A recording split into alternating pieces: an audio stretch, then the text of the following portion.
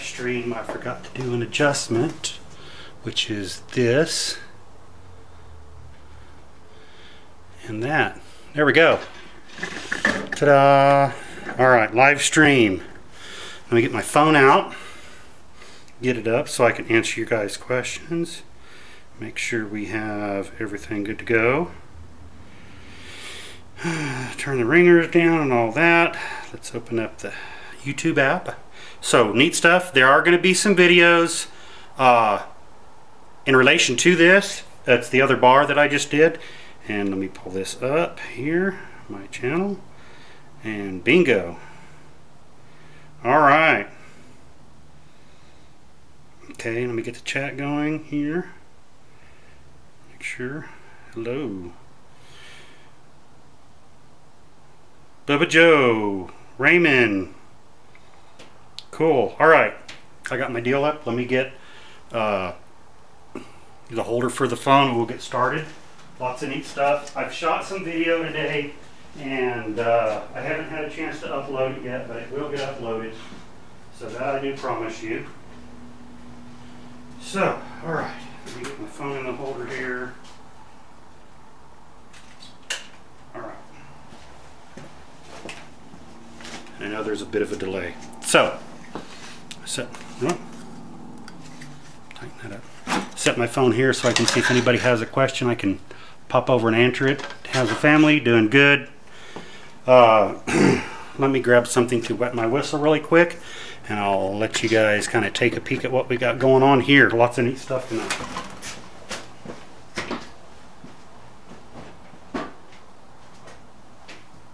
Grab us a nice tea out of the fridge.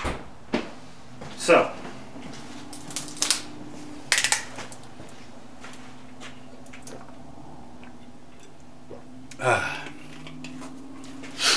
set this over here. So, what we're doing is we got a weightlifting bar. Alright. The other one I did tonight, and it's going to be a video session or standard standalone video. I wasn't going to do the same thing on a standalone video, but I figured I'd do this one live. But this one's going to entail a little bit more.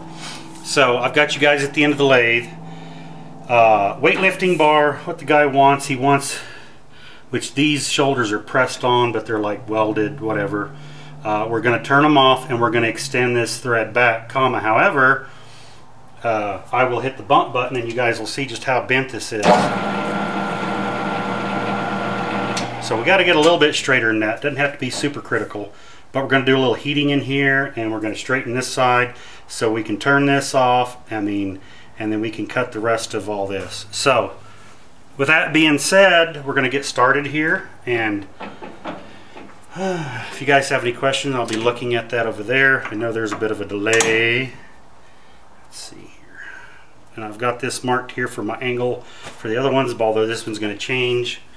Different bar. Let's see if we can come in here and get this shoulder off first before we start doing all this other stuff.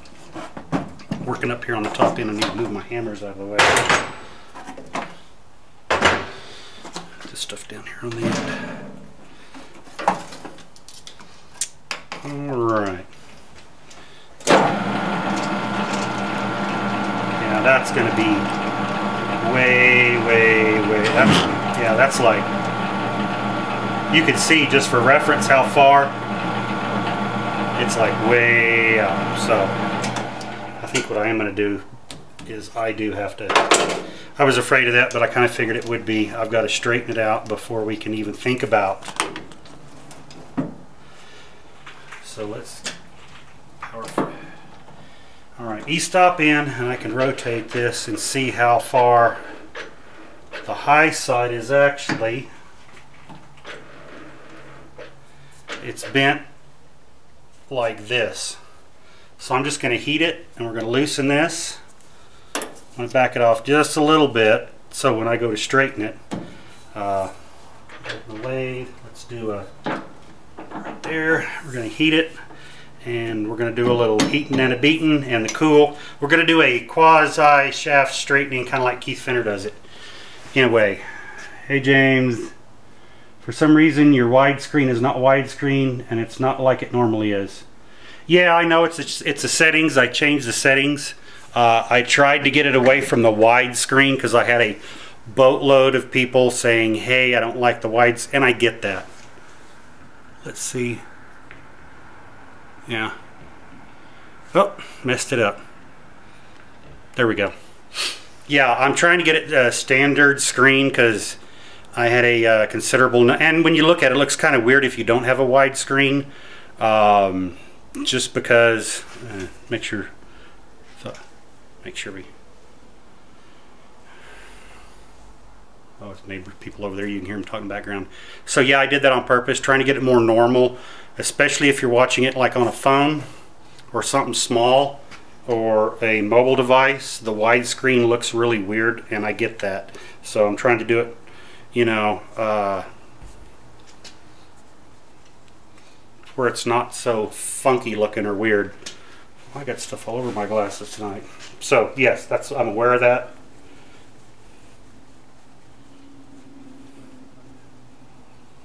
All right, and yeah, I can see it on my phone over here. It's got a border, which is fine. All right, so what we're going to do, get this out right here so it's not, well, you can see what we're doing. We're not going to do any flood coolant or anything like that. We're going to come in here with the torch. We're going to do a little heating and a beating, like that YouTube guy, Mr. Amazing Blaze. That's funny. So we're going to come in here and heat this up and try to get everything to where it's normal looking. So we have our dead blow hammer, okay, which I've got a lead hammer that I'm in the middle of. I'm going to re-pour. I'm trying to find my copper hammer, which it is. I bet I know where it went.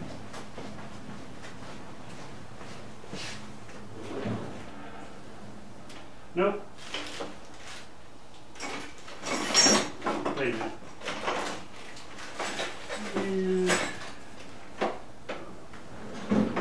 I'll grab my brass hammer. That'll work for now.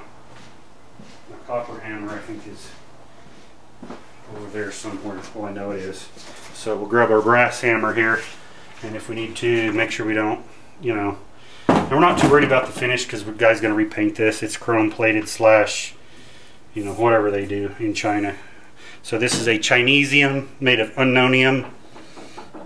There's you a couple of words, Chinesium and unknownium. All right, let's get started. Let's see, what do we got? Looks good. Here just has a black frame around it. Yeah, that's fine. That might be the setup, guys. Again, I'm experimenting with some of these. You notice it's got a black frame, but it's really, really high def. That's what I want. You know, because now they got it, what is it? Ultra high def, 4K and all that other stuff. So, and I know YouTube's been upgrading a lot of stuff too, so. I gotta stay hydrated. All right, so we're gonna do a little heating and a beating to get this straight, because right here, if you're just joining us, curves like that. I'm gonna turn my bottles on. I got my hoses stretched over here for the torch.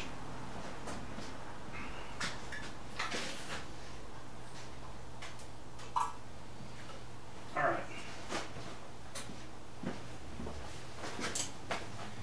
I'm gonna light this over here and double check my pressures, make sure I didn't bump it or anything. I'll turn it off and do back to it.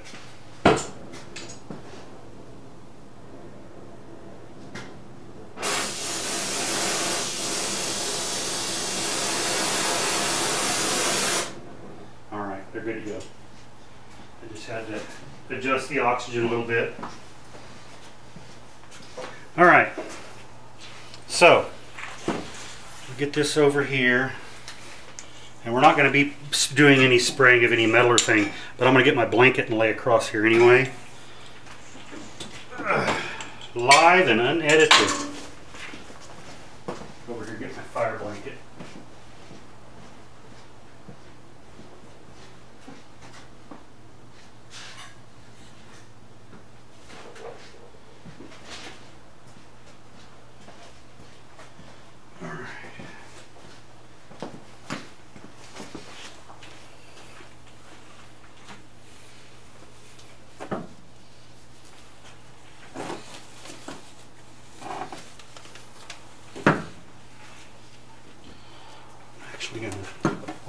way, ow, up through over all of this, just because we're going to back it down, and we're not going to be doing a lot of craziness anyway, so that'll work. We just want to make sure any little flecks of whatever don't get on the way, so we're good to go there.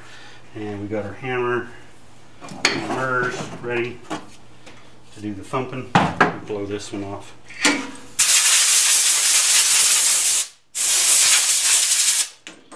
Thump, thump. And I think I may use that one. I like it rather than the brass one. All right, make sure we don't have any questions. I'll turn that off. Careful, China welds go easy. Yep. What have I missed? Not much.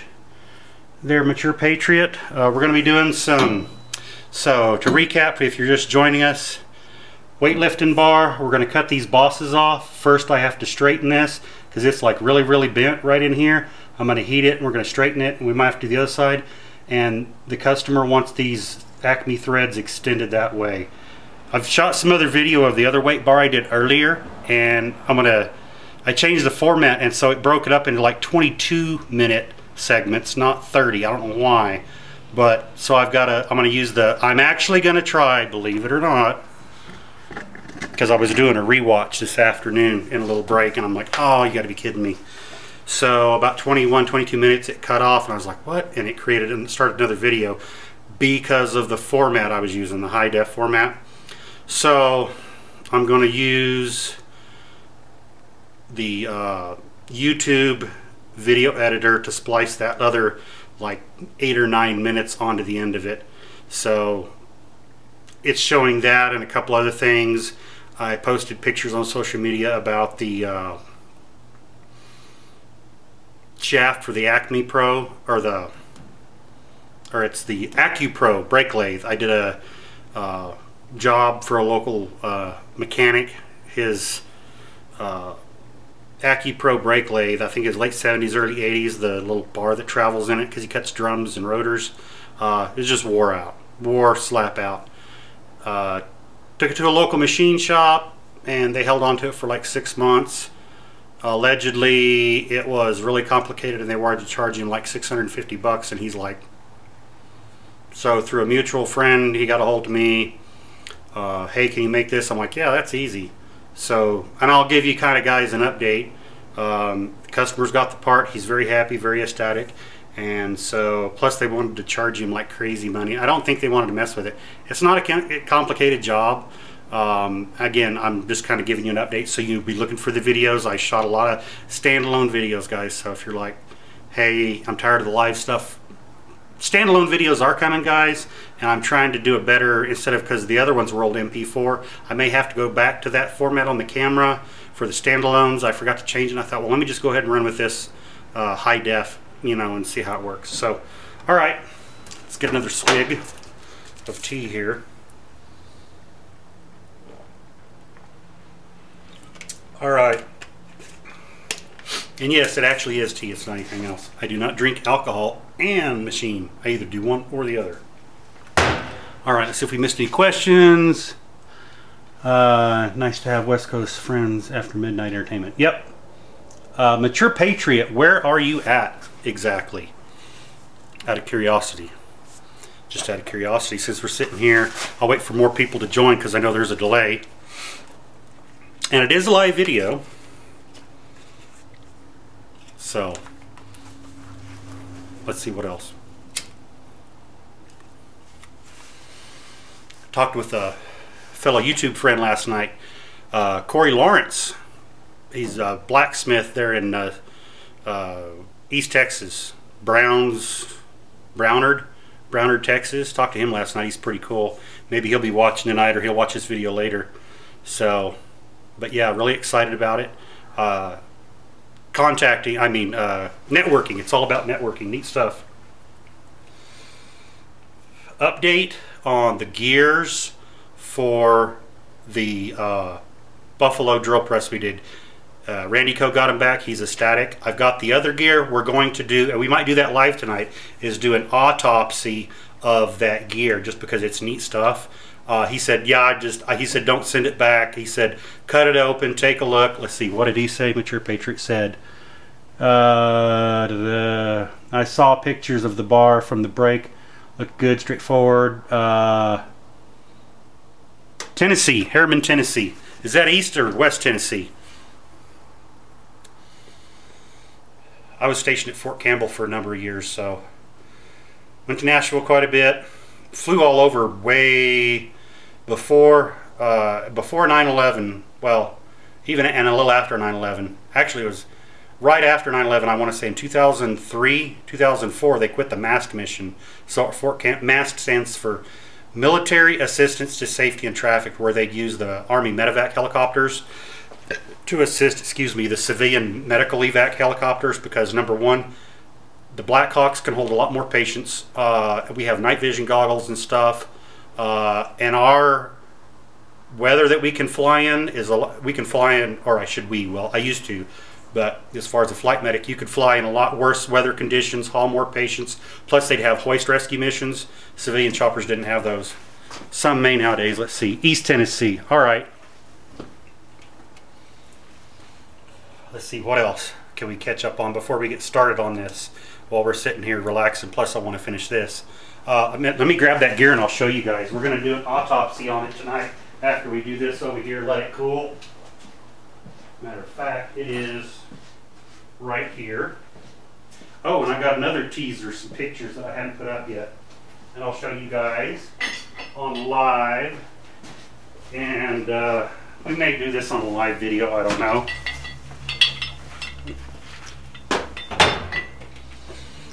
So, here's the gear. He said keep it, cut it open. As you guys remember, it had a lot of porous holes.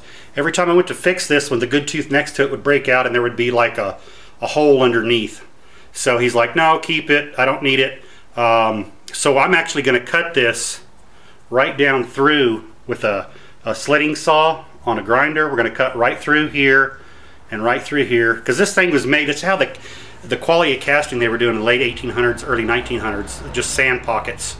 We're going to cut it open, and then we'll even cut more. Probably just cut it like straight through, right through there, and then right through here, just to take a look. And so here's another teaser. What is that? Lead handle. Ooh, wait, look at there. An Imperial hammer. Rockford, Illinois, lead handle. So earlier tonight I was going through my little, I've got a little lead melting pot, and I thought I need to get that lead out and melt some other stuff down, and I just poured it into my bucket, and then I melted the old lead out of this because it was like, had been hammered back and folded, and it had been repoured before. Okay, who knows how many times. But I thought, you know what, while I'm doing it, I need to make a mold.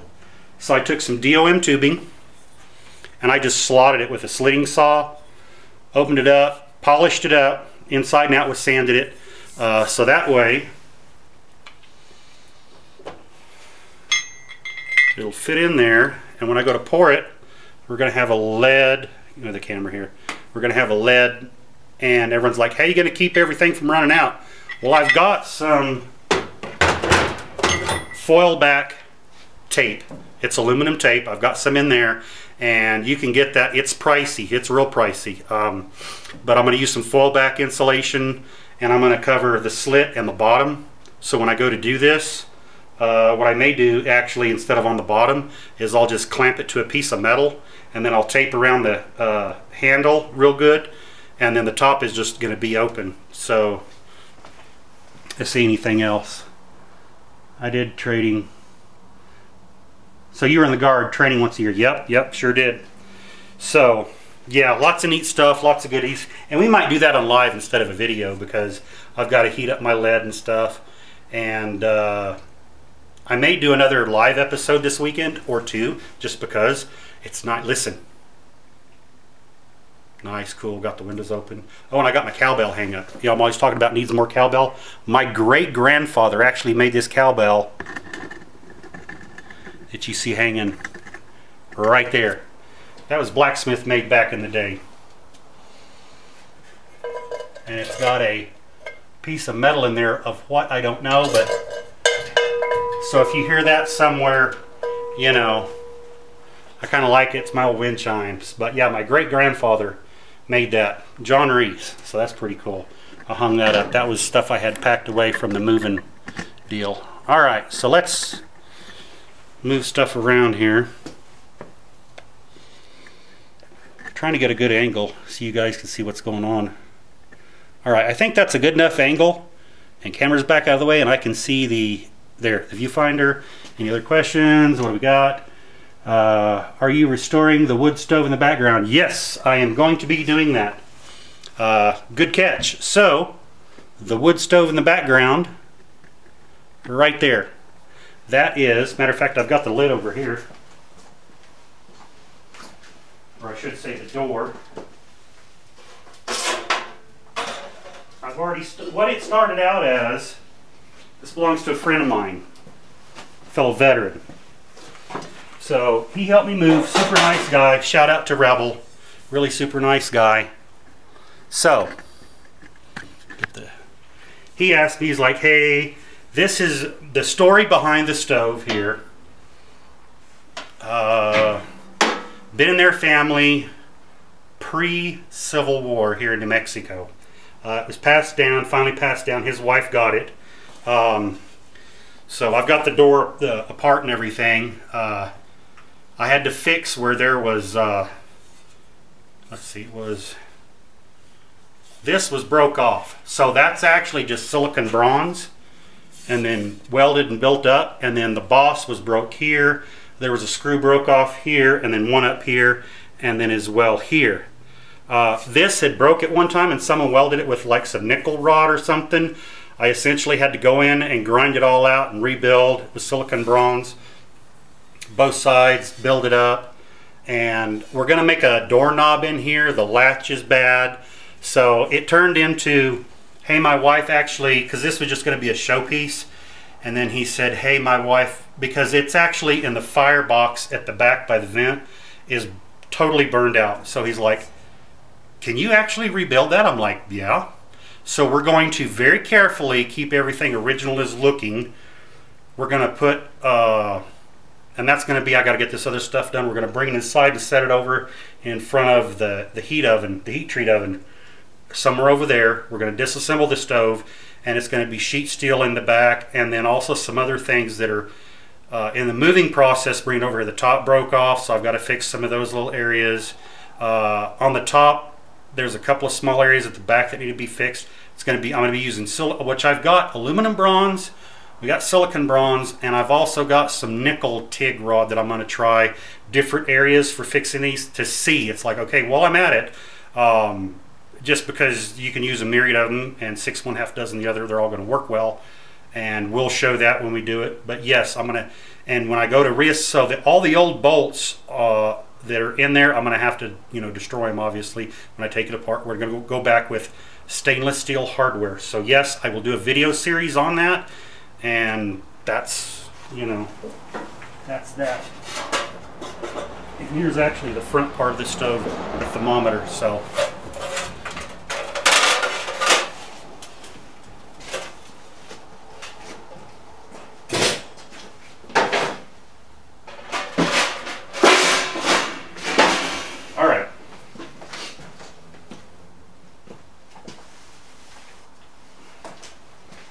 yeah.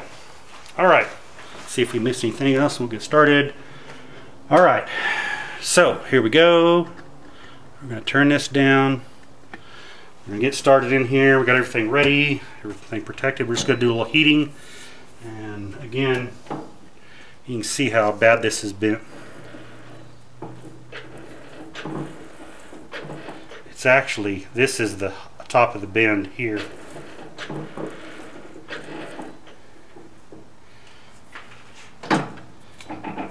So we're going to get in there, heat it up, and this may pop off here and slide on because it's just like silver soldered on or pressed on or who knows what. Alright. And we have gas. We have our striker. And here we go.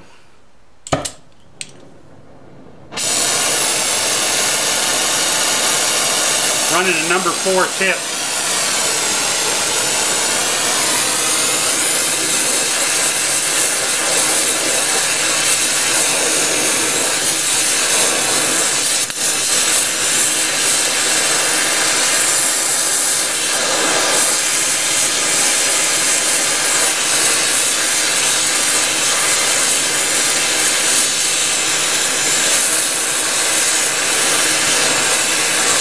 I'm doing this so I can see the high spots.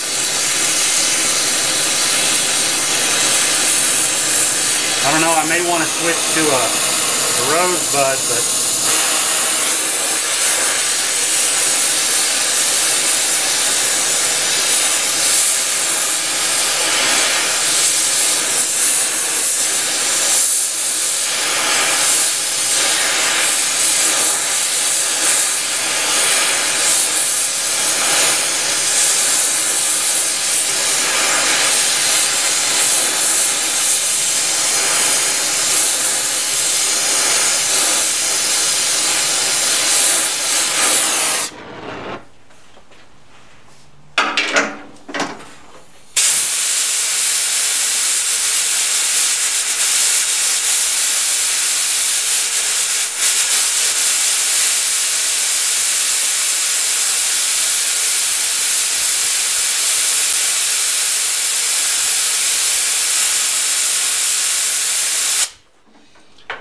I need to build a little thing like what Keith Finner has as far as for shaft straightening.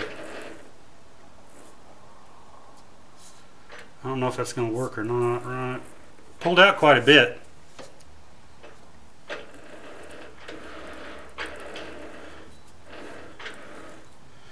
Alright, do a little more.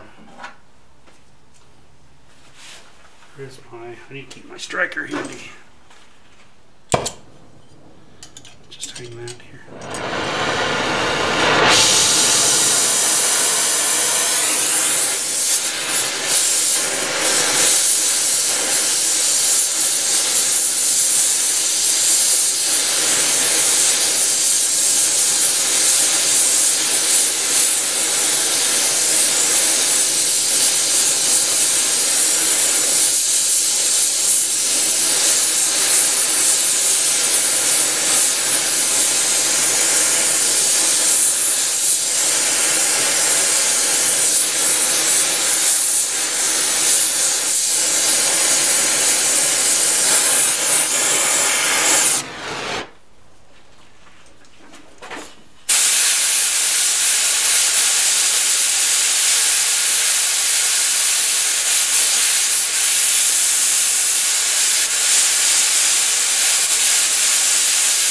Yeah, he has a thing that sucks cold water in and sprays, and I need to either, if he's got a kit, I need to get it or make me one. There we go. Pull the wad out. I need to do this weld because this is a solid bar welded onto here. I think I'm going to have to come in here and actually heat and bend. Yeah, I need to get me the little deal like what Keith has for doing that. Question. I dare you to turn on 70 RPM. It'll do it, but with it bent, when I go to turn this, I'll actually turn it on 70 RPM. I'm going to heat this weld right here and get this to bend. Because this is all solid.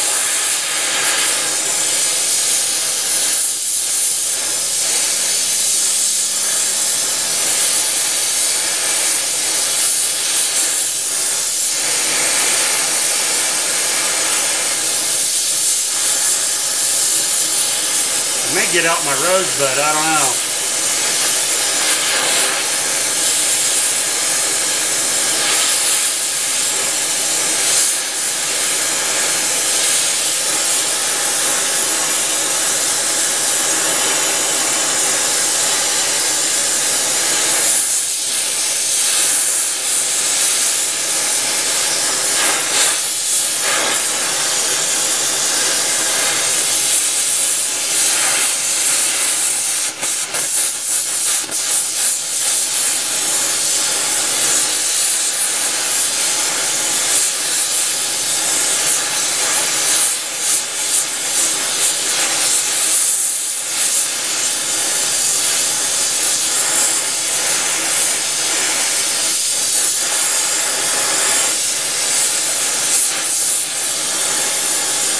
Getting it hot enough so I can give it a couple good smacks and get it where it needs to be.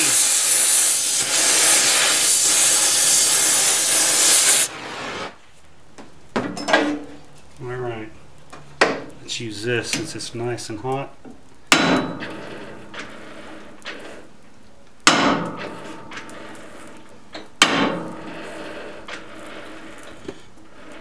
That's pretty dang close right there.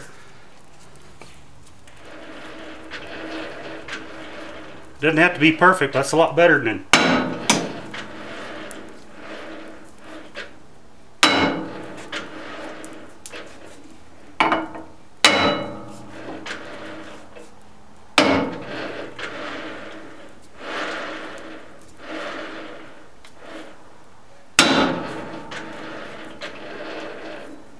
All right, that looks good compared to what it was. All right, let's pull this out of the way.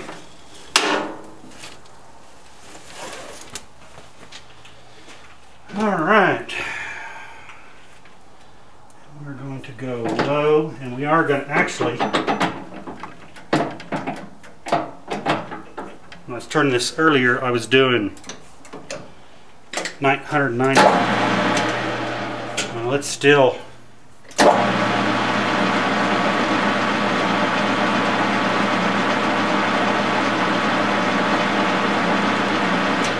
let's get that off of there first. That needs to come off.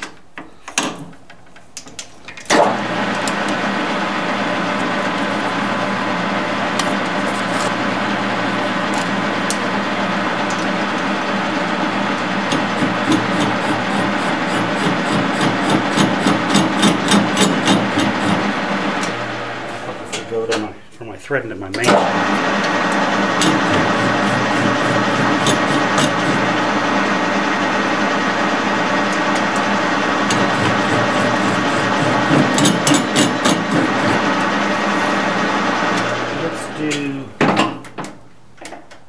Let's do 115.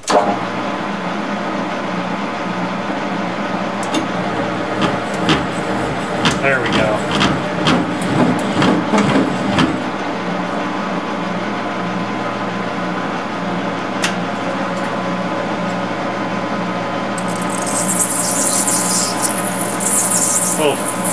Little flood coolant there.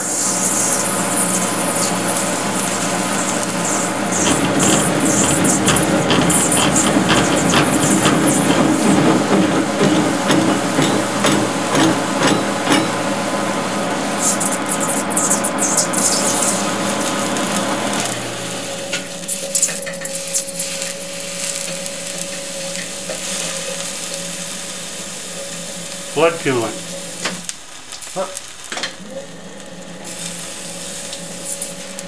Just cool it off with a little flood coolant.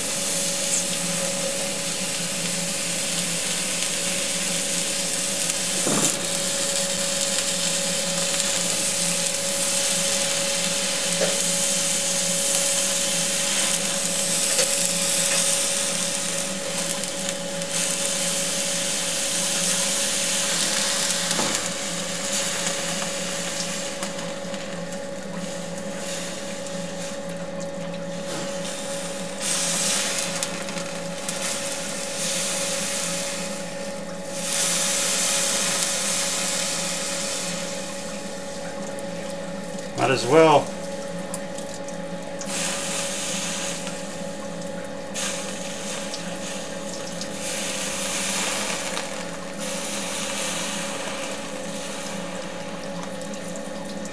That's what flood coolant's for, right? I'm gonna have to add water to my. There we go. All right, let's continue on.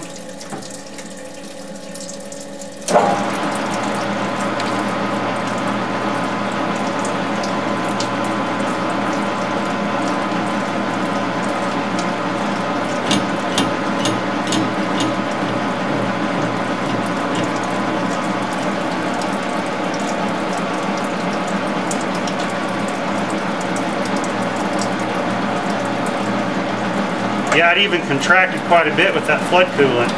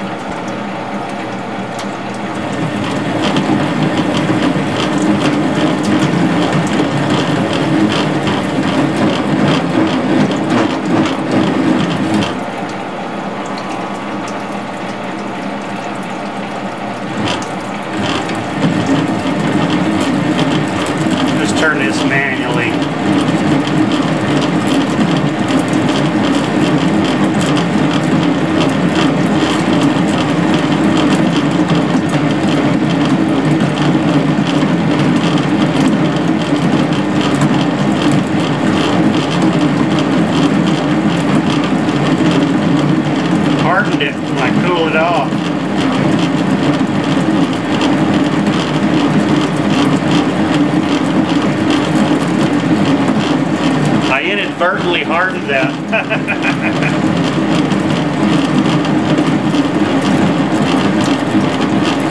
That's funny. There we go. You see it spinning? Yep.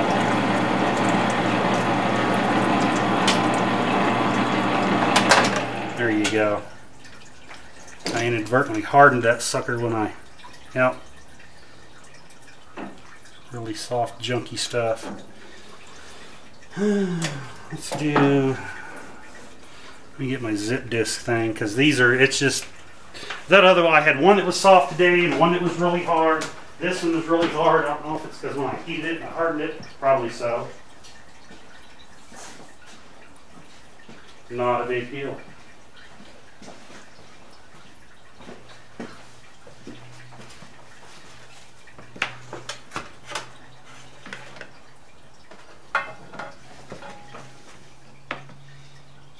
Yes, I know my center is warbling.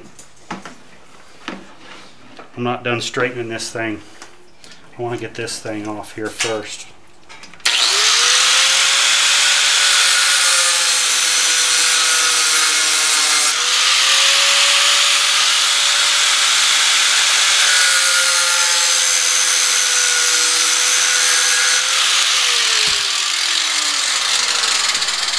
Yeah, the centers on these things, this is like trying to machine a potato. Yeah, there we go. And then let's cut another section back here real quick. Yeah, it's hard to grab this thing in this lathe and recut these centers.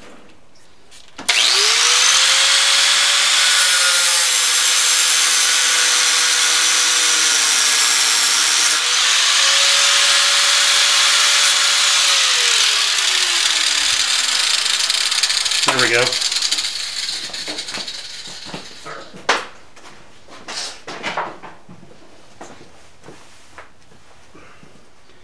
Yeah, this whole, you know, modifying something goofy.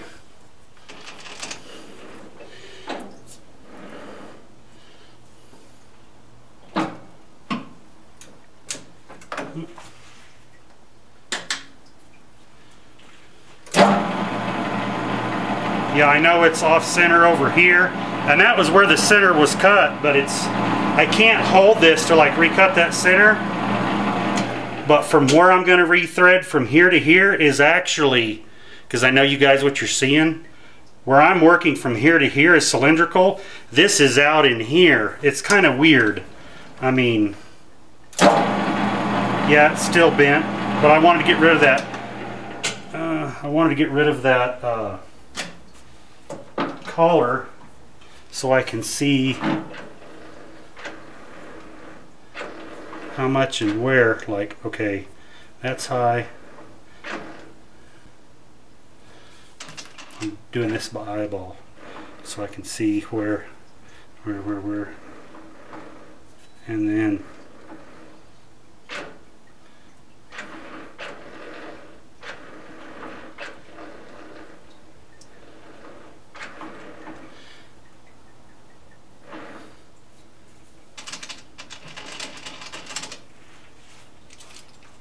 I want to make, because this is fooling my eyes. So I'm going to come in here and see, okay, what is this dimension here? And we're just going to use a, actually, it's bigger, this is bigger than 1 inch. Let's just do this, because I just want to get an approximate, you know, where are we here? So 957, 938, and that's the outsides, guys. That's the outsides. 922, and then of course that's 986, but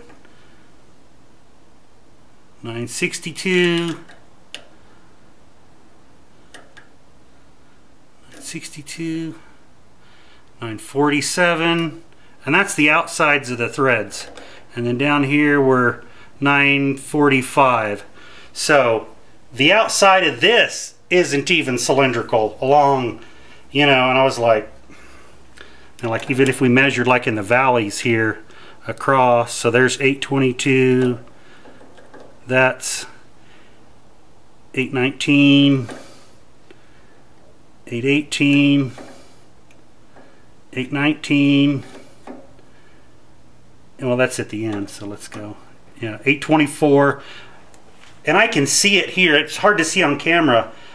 The tops of the threads are like this. The bottom of the valley is equal, but the outsides of these threads, but I'm worried about, it's kind of, because this thing is whole. It's like trying, again, it's like I say, it's like trying to machine a potato and make it look like a banana. All I'm worried about is, does this little section turn halfway smooth? And you'll see what I'm talking about, because I just need to cut a little thread up to here, and this is solid to where these nuts can go on, and it doesn't have to be super critical, and I'll show you what I'm talking about. Okay, so you understand where I'm coming from with this. Let me move that out of the way. Don't want to hit the camera. So here's the nuts that go on here, okay? And you can see they are very loose fitting, okay? So you don't have to, you know. So I'm just worried about from here to here that turns straight. We're not working back here, even though this is weird. From here up where I need to turn to have things cylindrical. Again, this is a whole, the outsides of these are different because you can see, I mean, and it's a 4 Acme thread pitch. So yeah, this is one of those, we're not worried about everything running straight. This is a weightlifting. There's no critical dimensions. This is a weird, you know, it just needs to be able to hold. And the reason he's doing this, so this is going to be a bar for his kid to do weightlifting. And I see we got more questions here. Let me see what we got. So he wanted me to modify it.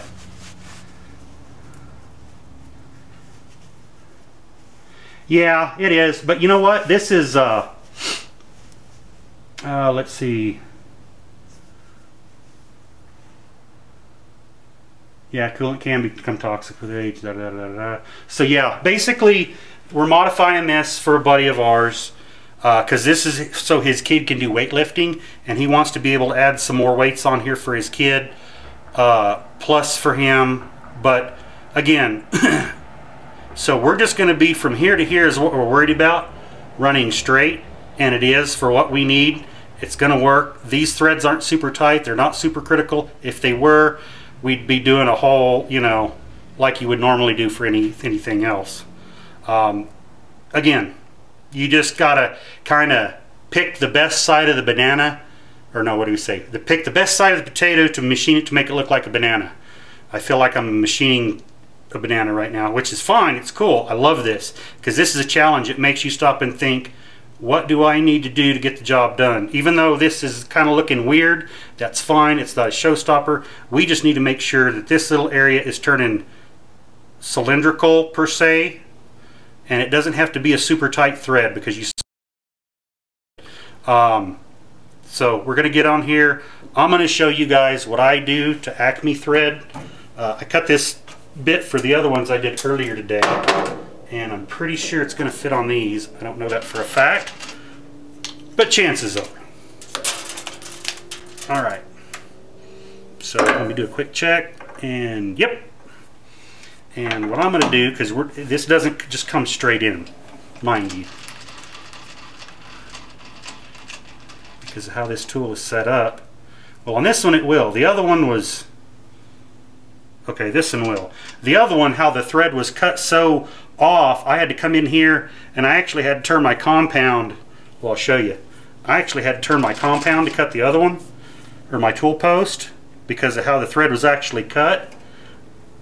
It's the same thread, but it was like when they cut it, their stuff was so far off. I mean, I could cut it with that way too. I mean, it'd work. But the other one, you could really tell. I had to set my tool post off this far, which this one we will too. Might as well. Yep. So 4 threads per inch. Let's go back to our main shaft.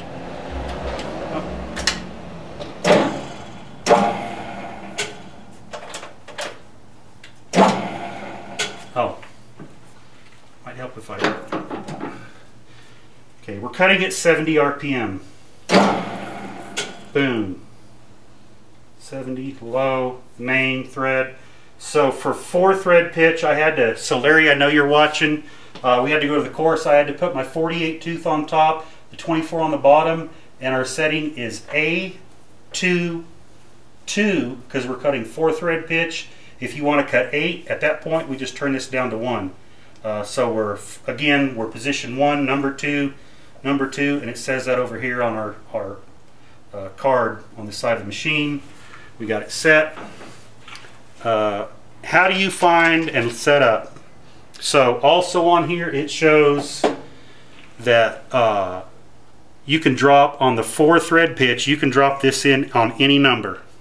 Okay, your half nut. I know you guys, you can see the half nut down here. Make sure we don't have any other questions. Loose fit for easy adjustment. That's exactly right. So, alright, so I'm going to find the thread. So this is how you find a thread. Let's say, because we need to extend a thread. Alright, well, how do you find it? Well, I know we drop at any number, and we come in here and go, oh, okay. Well, we're not on it yet, but I know I'm on my number back here. Okay, I'm going to show you guys, try to, which I'm not going to move the camera because you're behind the lathe. So I know where my number, my number has to be right in front of this dot. But if you look, I'm going to try to zoom down. Sorry guys, I'm trying to do this one-handed and get you a good view of, now you can kind of see it there, okay? So we're not in the groove on the thread. Well, how do you do that? Well, this is an easy fix. Okay, what you'll do at this point is you'll come over here. Okay. We're going to loosen up the part, all right? We're going to loosen it up, E-brakes in, and all we're going to do is we're going to rotate this until, and then you get it right in, back that out a little bit, to where we're right into the thread root. Okay, we're lined up now. Now, we tighten our part back up in the headstock, and then you come out, and now just you can follow it. Okay, what I'll do is I'll back up here, pull the half nut out, I'll roll way back here, and I'll go into like right there, and you can see we're lined up in the thread root. This is hard because of the angle you guys are at. I shot at a video with this exact same demonstrating in the video, so whenever I do it, you guys will see. But I will demonstrate there. So we're about halfway down in the thread. I'm just going to hit the bump, and you'll see it's going to follow right in there. Oh. We don't want to cut. That's how far off that is. But you can see, now when I get up here, this is running more straight than this back here. But you can see we are in the thread groove.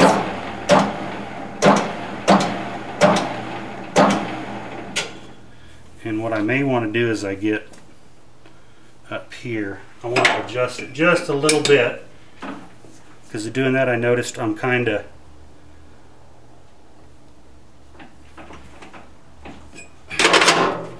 there we go.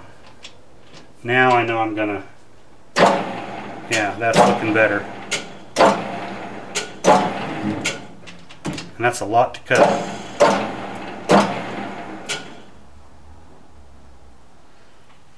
Okay. Alright. I just have to come back here. And we're going to get some oil on this. We're going to get started.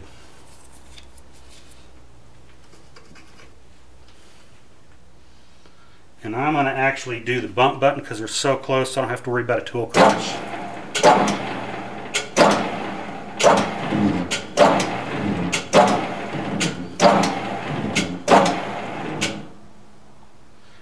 what I'm going to do, I want to make a thread relief right here.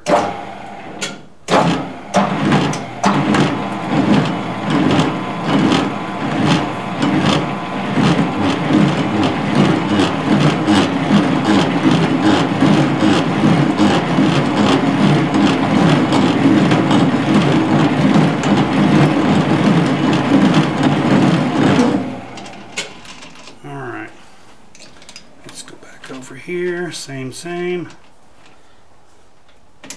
Lock in. Okay, I'm going to put this oil up here. I've got to really pay attention because this is going to be fun.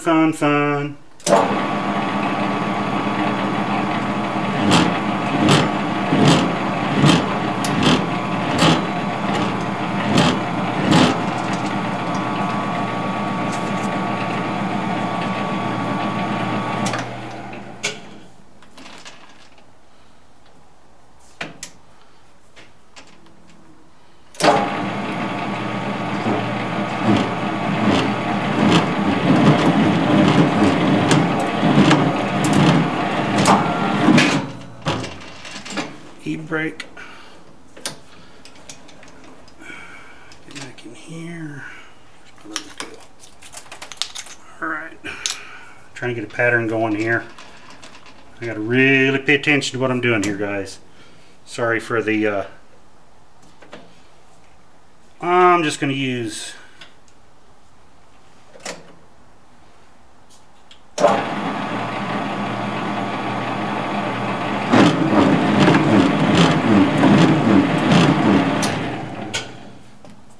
that way I can control every bit of it.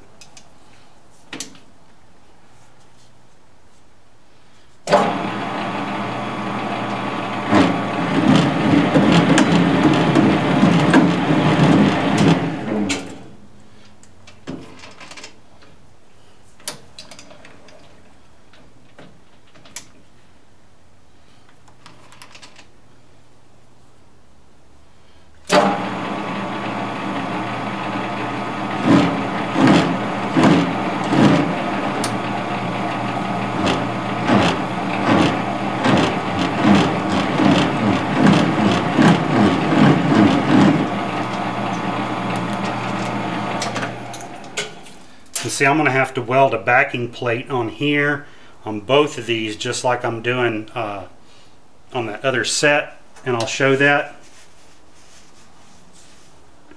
Yeah, I realigned my post. Everything's set up here.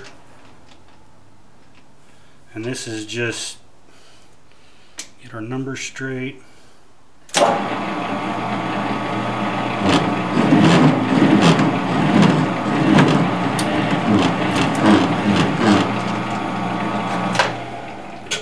Back in here, lock in.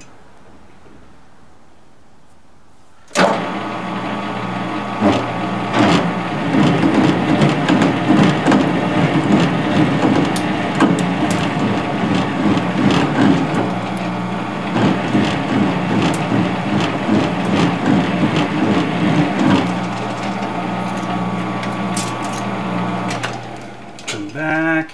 Go in, line up on our number, look at our thread depth, and I'm watching the dial down here, guys. Come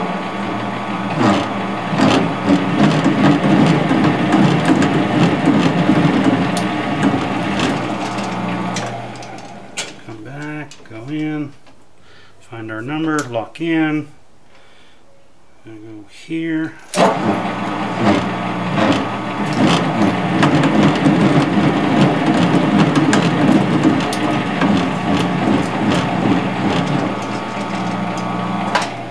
Yeah, this is some Kabuki Mandinga stuff right here. We'll find our number, lock in, go our depth. This one's going to be right about there.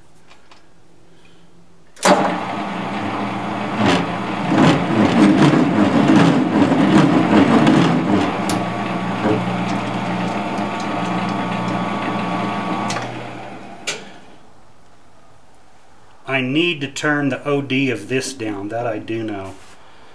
Let me get, because I forgot to do that. I should have done that first. I got sidetracked in here talking, not paying attention. I'm going, oh wait a minute, I've got to take the get the OD the same as here, so we need to do that. So let's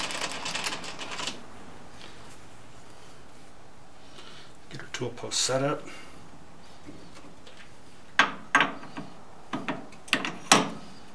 Which is gonna, this is like doing it by eyeball.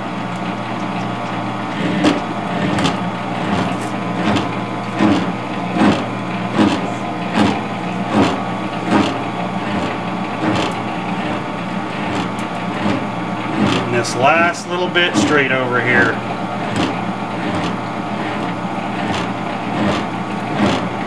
Ain't gonna take much.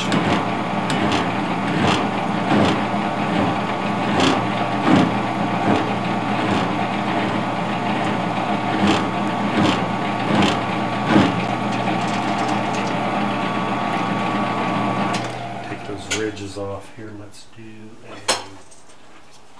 let's go to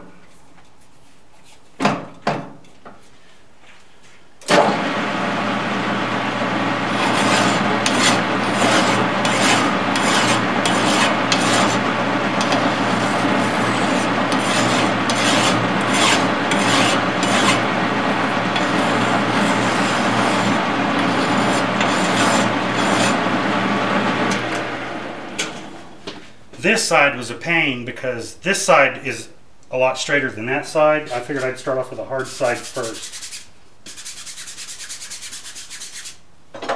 Nothing ever goes easy around here.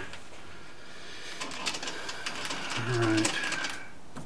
Let's do a quick fit check. See if the nut is going to screw on. Let's blow that off.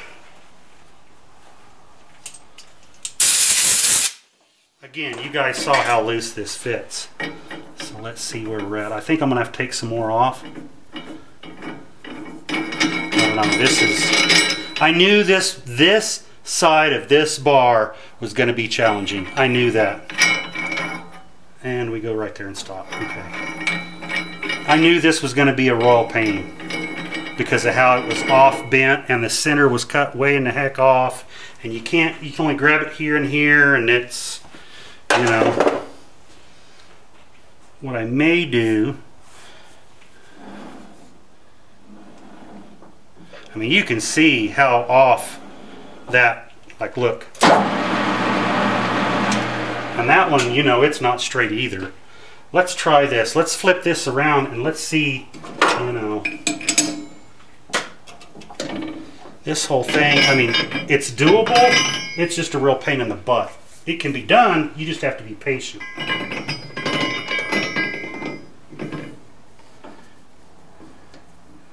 Let's go back up on these quote-unquote factory peaks. This thread over here. Let's see how bad this one is.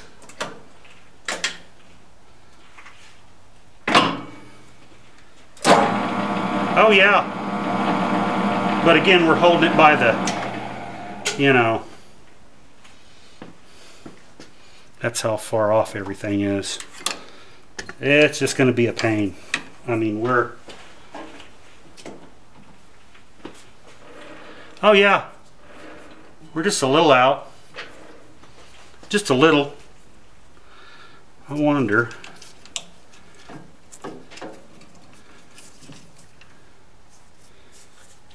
Let's see.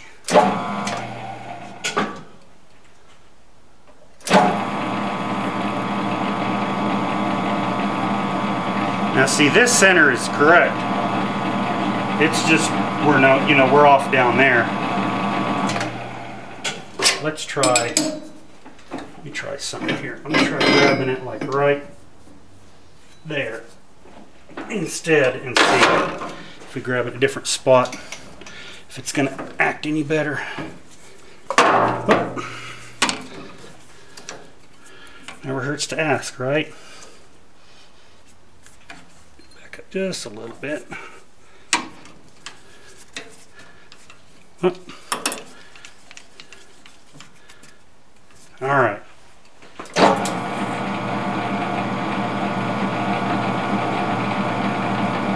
This center is actually on center.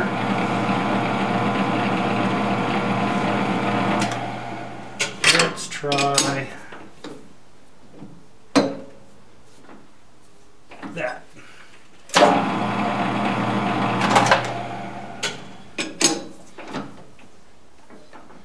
Let's keep grabbing a couple different spots.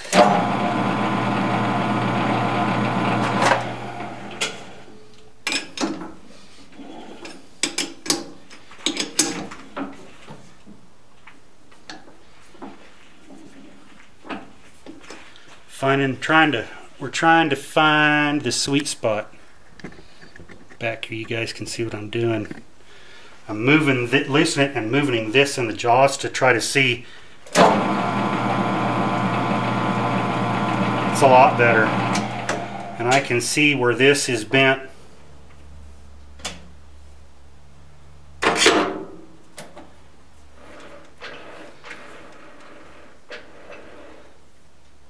And it was just when it was welded it pulled. But that's a lot straighter than what the other one was. There's like a catch right there.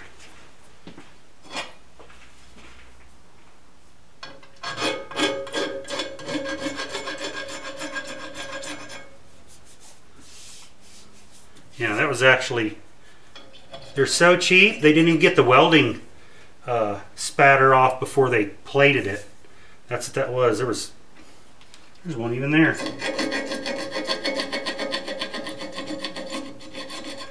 Get rid of those little, yeah, there's one right there.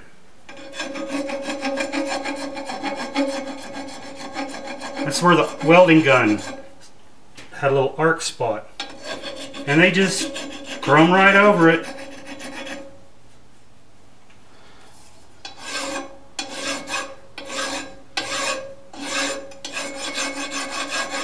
That would bug me if this was in my hand for weightlifting and stuff, and feel those little, yeah, you can feel it.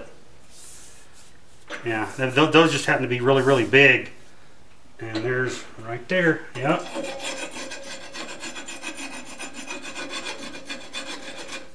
If it don't run, chrome it. If it looks crappy, chrome it. I guess that's what the Chinese do.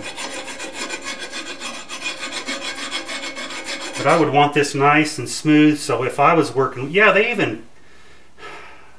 just like weld, they didn't even put spatter or whatever on there. But yeah, that would bug me if I was weightlifting with it. Smooth.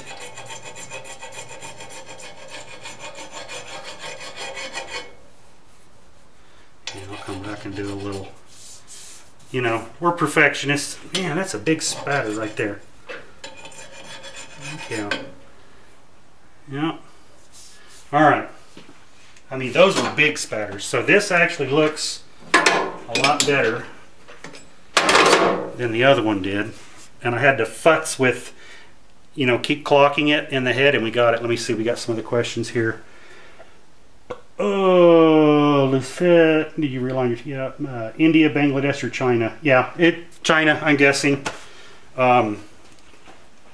So let's try same thing. We're going to come in here and we're just going to machine this one off. The other one, I think perhaps, maybe, again, they use all sorts of metals. They don't care. Let's just try cutting this one off. I think I may have inadvertently hardened the other one when I was doing all that, which is possible. I mean, that's how you harden steel.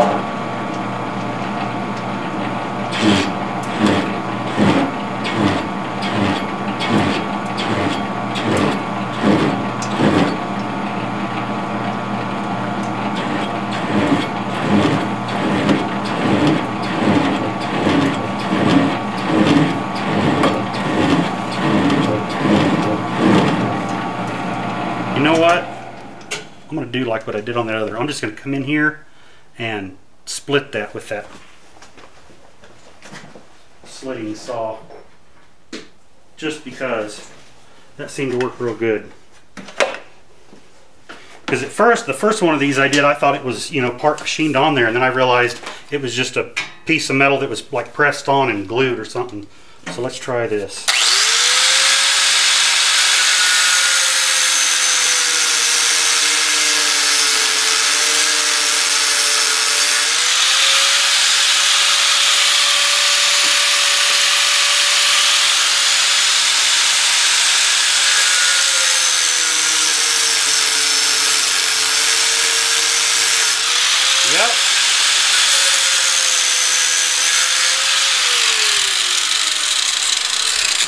Yep, coming right off.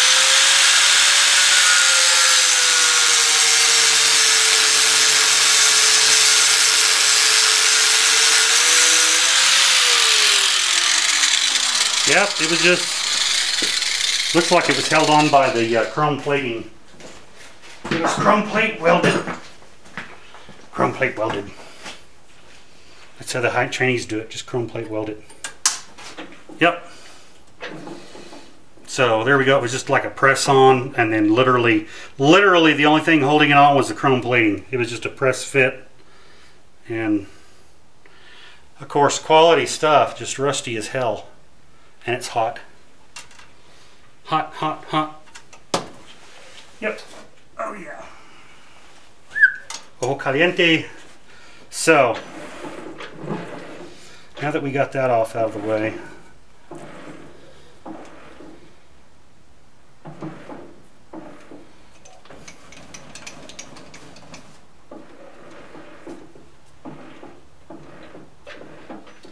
so here's the high spot right here. It needs to go like that, or this needs to press down.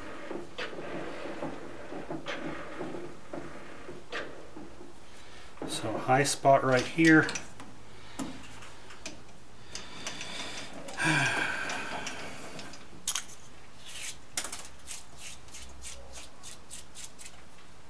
Because I've got to get this even closer to turn this down to thread this back. So yeah, we got to come in here and heat that up again.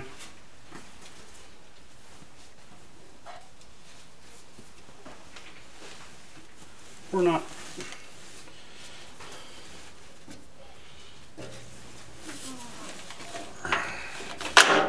I'm not too concerned about catching anything on fire. I just don't want a bunch of hot crap flapping on the. All right, let's get in here again and do the old. That's just too bright. And stop and do a check for comments. Actually, I need to plug this gear back in here, because that's what keeps the battery up on the camera. Ta-da! All right, we'll stop and do a comment break here. Ta-da! Sorry about that. Make sure we're out. Oh.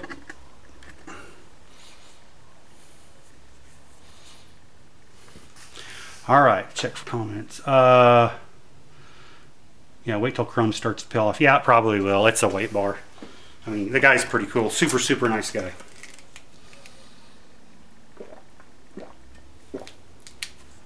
Grab another tea.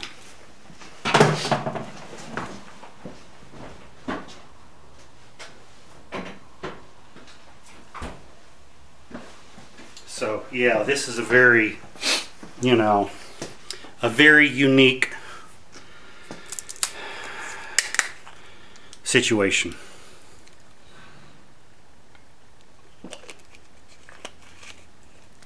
He had brought me a bar that you've seen, the weightlifting bars that are like, it's called an easy curl. They're like this. My lathe wasn't long enough because of the bar. You know, they actually thread the, you know, they actually thread it and they put it in the press and go boom. And the ends weren't even any, well, two things. Number one, it was too long for my machine.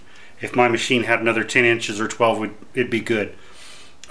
Because of where the bend started, I couldn't get it deep enough in the tailstock. The other thing is, again, the ends were like this.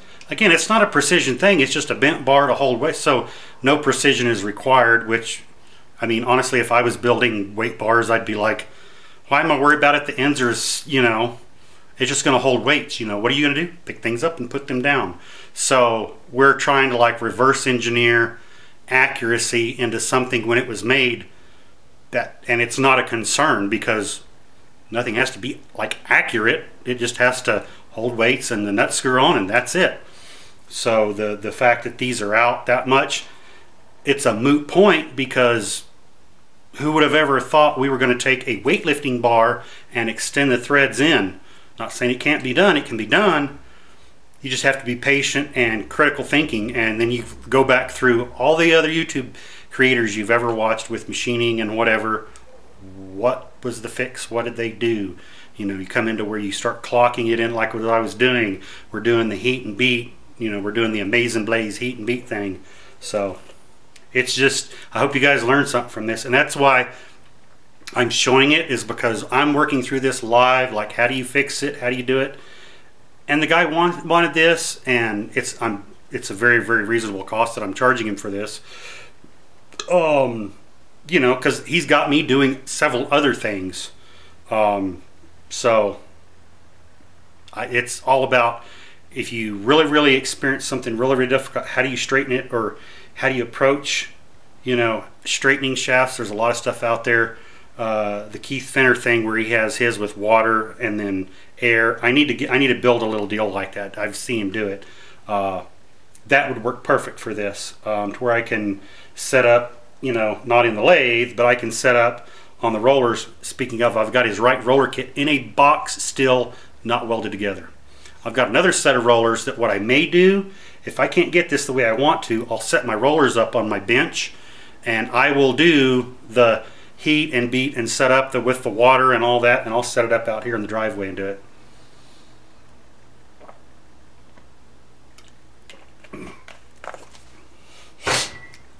I wanted to see if I could tackle this in the lathe. So see if we got any other. Yeah, I've got a 4-jaw. I've got a 4-jaw, and I'm fixing to go that route, but it's like, you know, and we may do that. I'm trying to, it's just right here at the end to try to get this whole thing straight. But I can tell from right here it's off. You know, that one's off, this one's off, because I laid them on the floor and looked at them, and you can tell where it's, each end piece is different. You know, like this is a totally different plane than this one. So yeah, moving the 4-jaw, I don't know if it's going to help or not. We can try it, but it's like we're actually pretty dang close. I just need to get in here, and because we're actually, this piece is actually, this needs to go, right now it's like this, okay? You can see it's coming out here, it's like this. It needs to heat and come like this. So what I'm going to do is I'm going to heat this, and I'm going to go ahead and put a rosebud so I get lots of heat, and tap this to where this, you know, I'm going to hit it here to where it'll, because I've got a good center here, to where when I hit this, I can get this to come back a little bit, and I think that'll work. Because that's what I'm seeing. Yeah, I can see when it welded, it pulled like this. Which if you look at the weld, you can see where they started. They started on this side right here and went around. So they started here and immediately it pulled like that. That tells me, yep, they started here to here, and then they started here and went over. So yeah, you can see that by the weld pattern. And that's why it pulled the way it did. So we're going to try heating this side here. Let's just take this tool out. We don't need it in there at all. No need. Alright. Somebody called it Kaiser blade. I call it a sling blade. Or what is it? Some people call it sling blade. I call it Kaiser blade. Whatever it is. Alright, so that's the side we're going to heat. Let me grab my rosebud instead.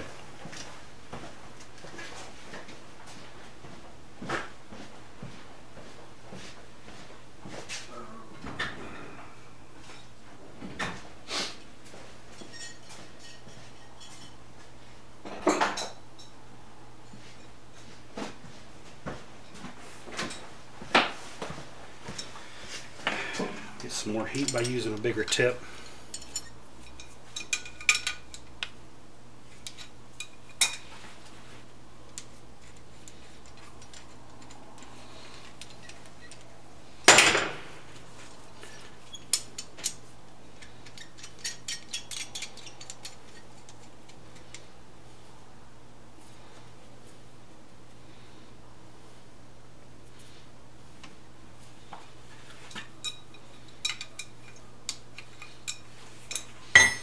All right. So we're going to come in here, we're going to heat this. We're going to do some heating and a beating.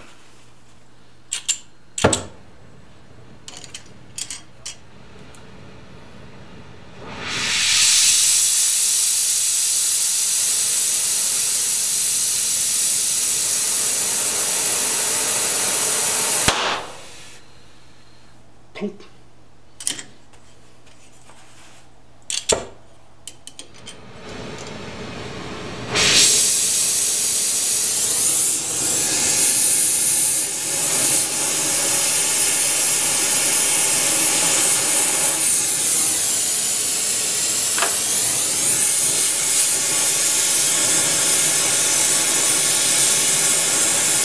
Mind you, this is solid steel, it's not tubed, so.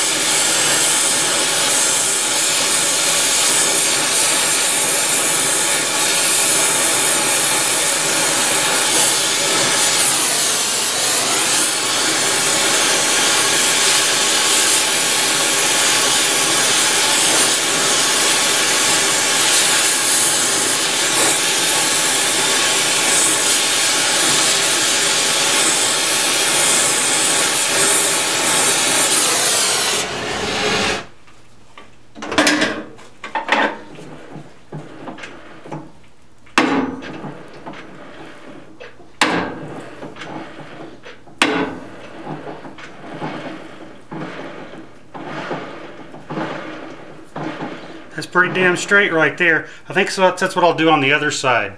Get that sucker red cherry, because we're like really close. I'll throw the tool in there for a gauge, and you guys be able to see what I'm talking about. Oh yeah, we're very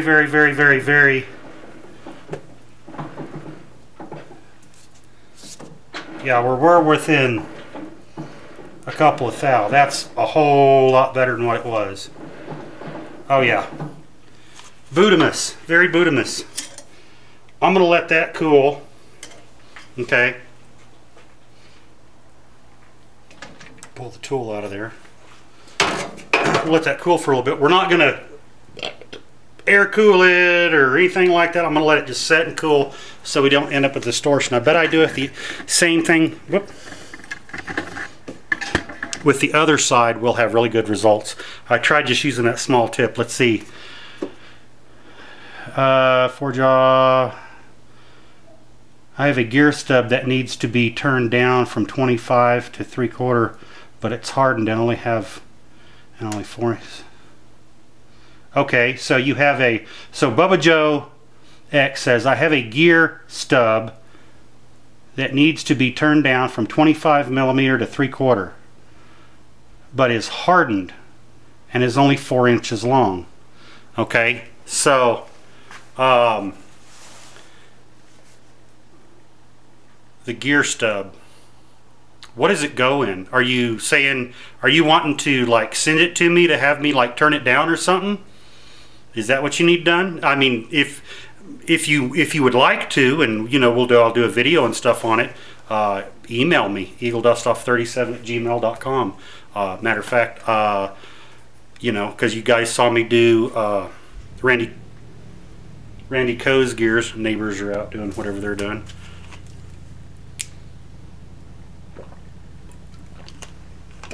Starting their car up. So from 25 millimeter to 3/4. So let me pull out my, that's not a whole lot. Let me get my little calculator here. My eyes are trying to adjust from running the torch. So you're wanting to go from 25 millimeter, which is basically, you know, 1 inch or just under, down to 3/4. So you're going to go from 25 millimeter, or you're going to go from 0.9843. Where's my calculator? My eyes are still trying to adjust. So we'll keep this in imperial. Oh, there's the camera, sorry. So we'll keep this in imperial. Another reason I have this chart, I love it. So we're going to go from 25 millimeter converts to 0.9843, 9843 to 750 minus 0.750 equals, so you need to take 234,003 off. It's very doable. Stub shaft will email you a pic. Yeah, email me a pic. If you need it turned down, email me. I mean, I'll email you my address. We'll discuss details further. Yeah, so we got to take 234,000 off. Yeah, I'd be more than happy to do stuff like that for you. We'll discuss further offline. But yeah, that's very, very doable. I do stuff like that all the time. Oddball stuff.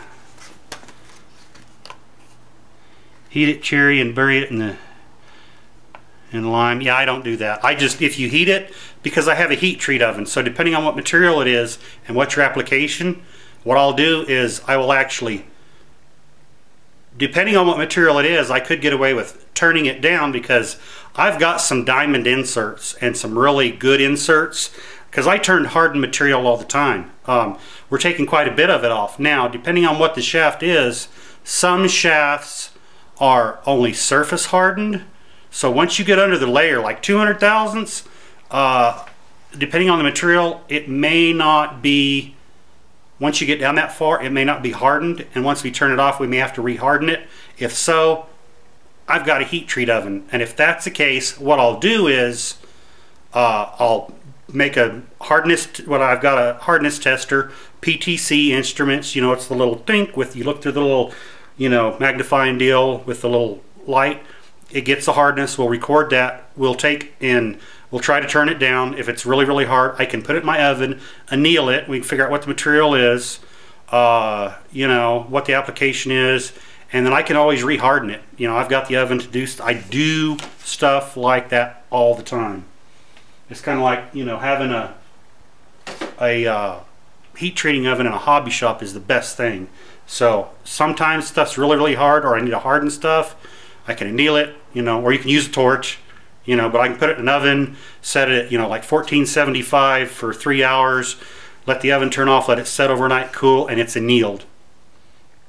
Put it in the machine, turn it down, voila, now we got to harden it. And then you go through the process of, you know, I've got my oil my quench oil over there. Well, actually my oil is still in the buckets here, so I need to, I've got some metal buckets here from doing my cleaning, my solvent. So I can put oil in, you know, dump it from the plastic into the metal bucket, and we'll get that sucker up, you know, whatever metal we think it is, the temperature in the oven, pull it out, and we'll quench that sucker.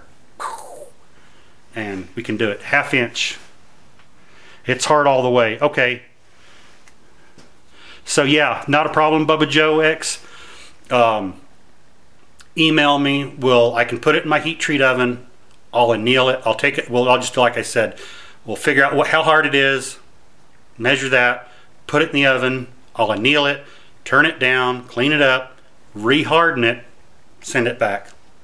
It's a can do. Can do, absolutely. 1/2 inch. Checked at 3/8. Can't soften the stub, it's hollow. Okay. What's the internal? Okay, it's 3/8. So I have to look at the shaft and see. Worst case scenario, you get the shaft to me. I've got material. I can, like, if it, I've got DOM tubing, and I've got some cold drawn steel tubing, some hardened stuff. Depending on the application, I've even got some really hard stainless. So if I have to make you another shaft the correct size, or I've got, you know, 4130, 4140. I've even got some H13. I don't know if I have any that small. I think I do. We make it out of H13. That's pretty hard stuff there. So there's lots of, you know, that'd be a good, cool little project. So we're going to let this cool off for quite a while.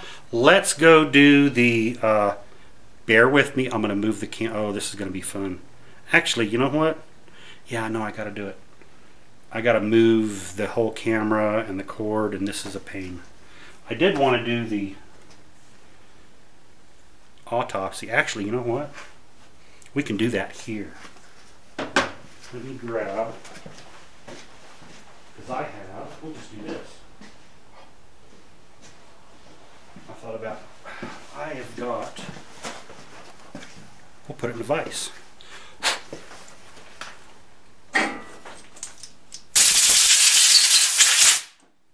We'll just do it right over here by the box. Let me turn my gas off on my torch. Sitting here thinking about that.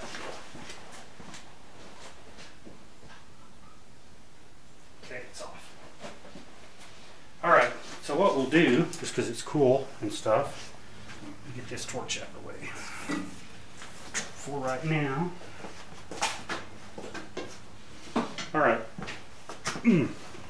So yes, just to reiterate, I am going to be uploading some standalone videos. So we're going to cut this in half. And we're going to cut through the porosities. The areas of porosity. With ferocity. Alright, so let's just set this. We'll set it like that first. Okay. I'll just set right here. Get my helmet, or my face shield, I mean. Get some gloves. Face shield. We'll just cut this sucker. Alright. Because I'm curious what that sucker looks like inside. I have a pretty good idea. But let's see. Alright.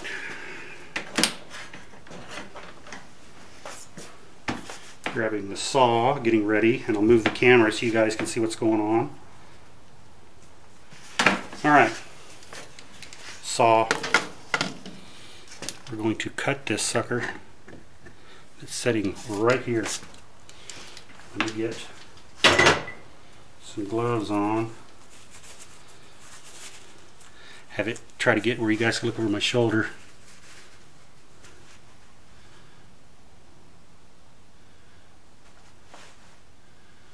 Alright. So we're just going to cut this right there.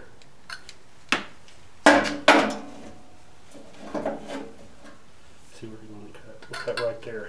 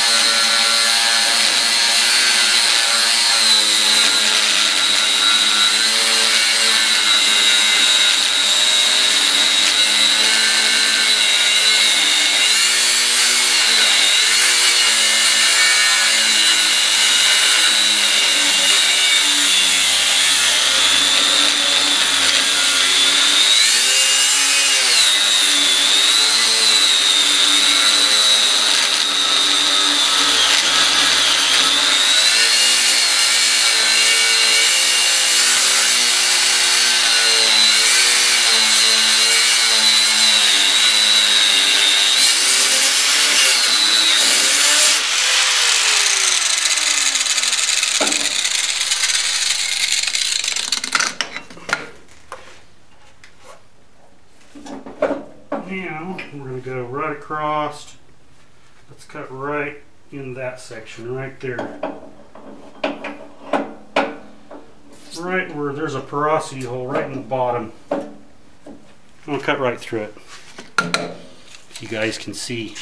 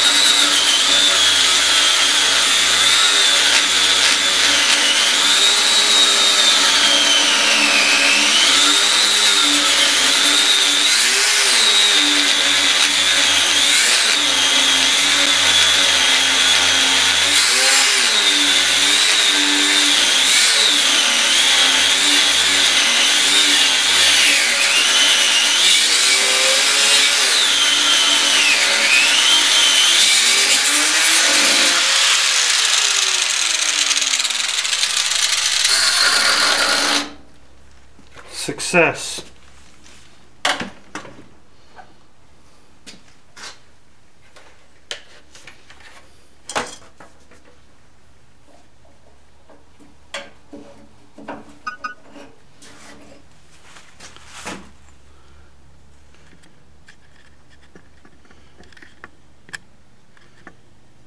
All right. Camera was wanting to turn off for whatever reason.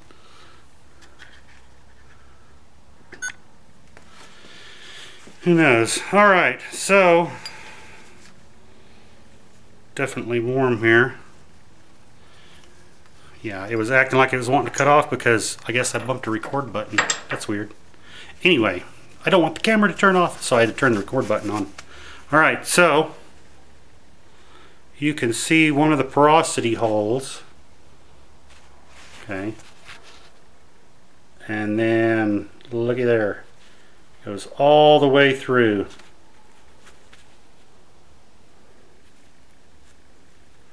And you can see the other. On the other side, you can see some, which I'd have to polish it up, but on the surface there.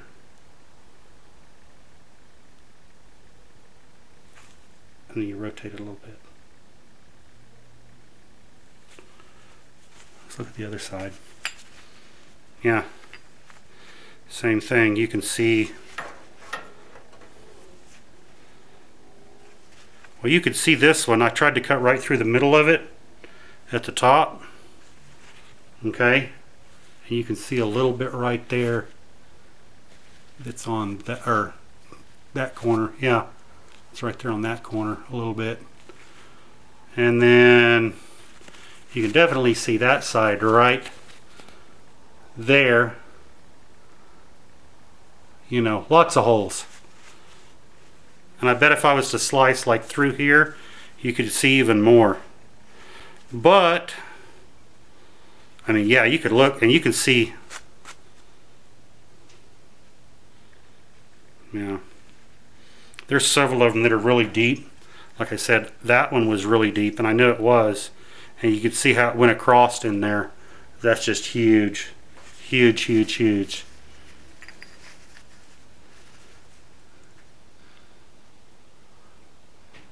Cast iron or pig iron, yeah. Made in the late, my understanding, made anywhere from 1880 to 1910. So that technology back then,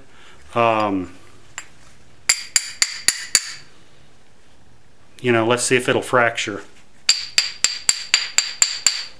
You know, just how the technology was back then. But you can see how those, because that's where it was together like that.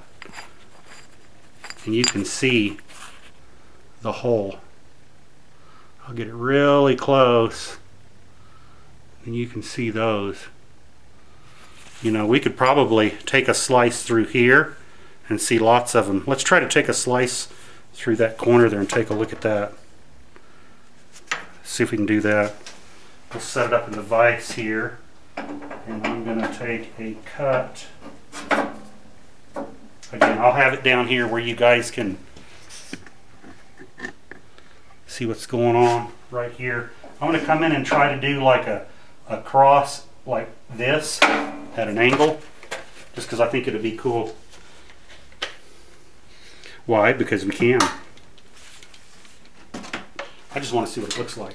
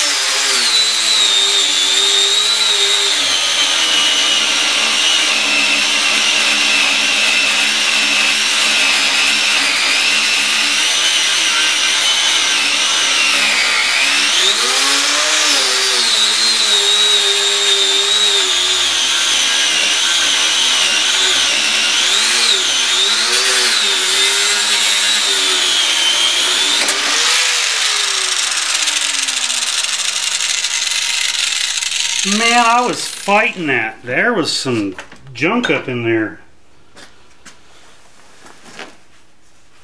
There was some junk up in that. It's hot. You can hear it sizzle.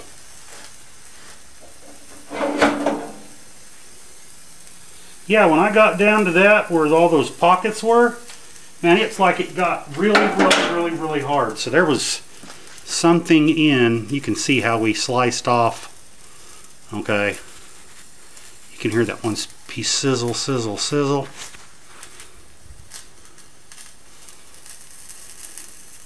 You can still hear it sizzle. Let me go grab some pliers and let's cool it off. Don't have to worry about getting it cold real quick because it's junk anyway. So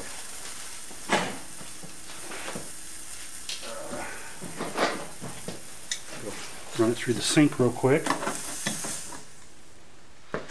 And you can see. Cool it off real quick.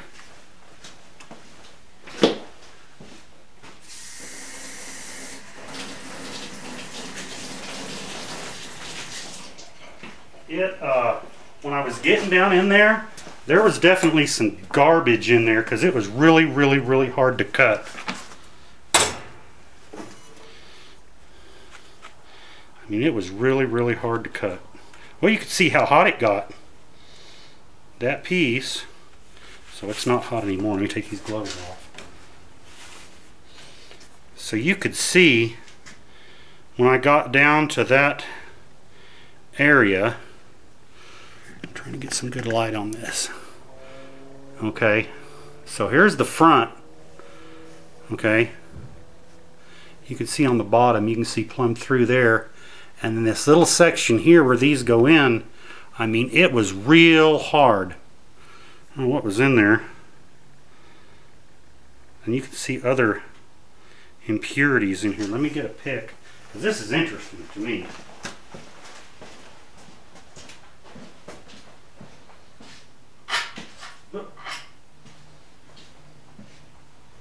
Yeah.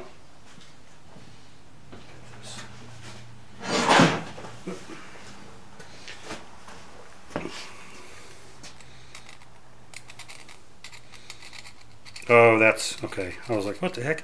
That's when I threw it down in there. It got some gunk on it. But you can see that hole right there, skewered, you know.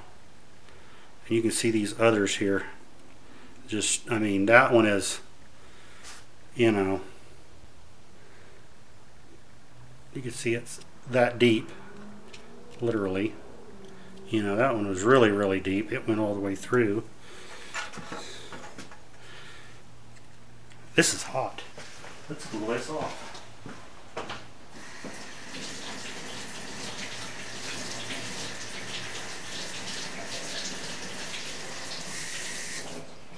Alright. Wasn't as hot as that little piece, but oh yeah, there's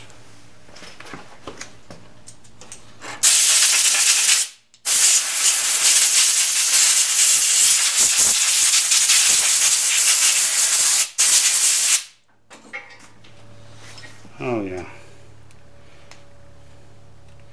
I mean, there's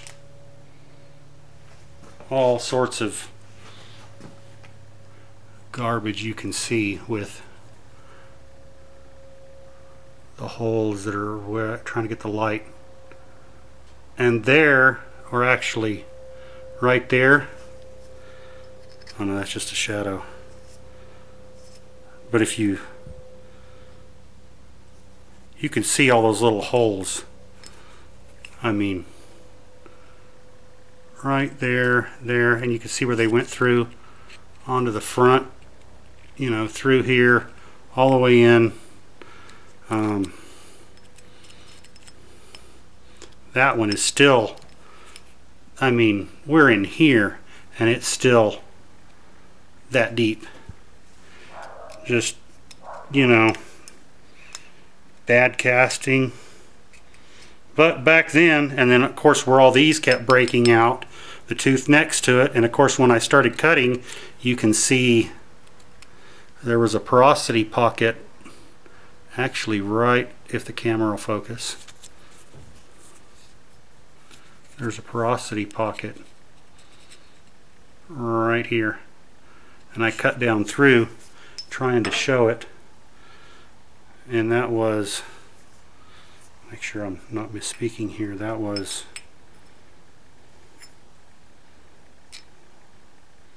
yeah, and I cut right through it. But I'm noticing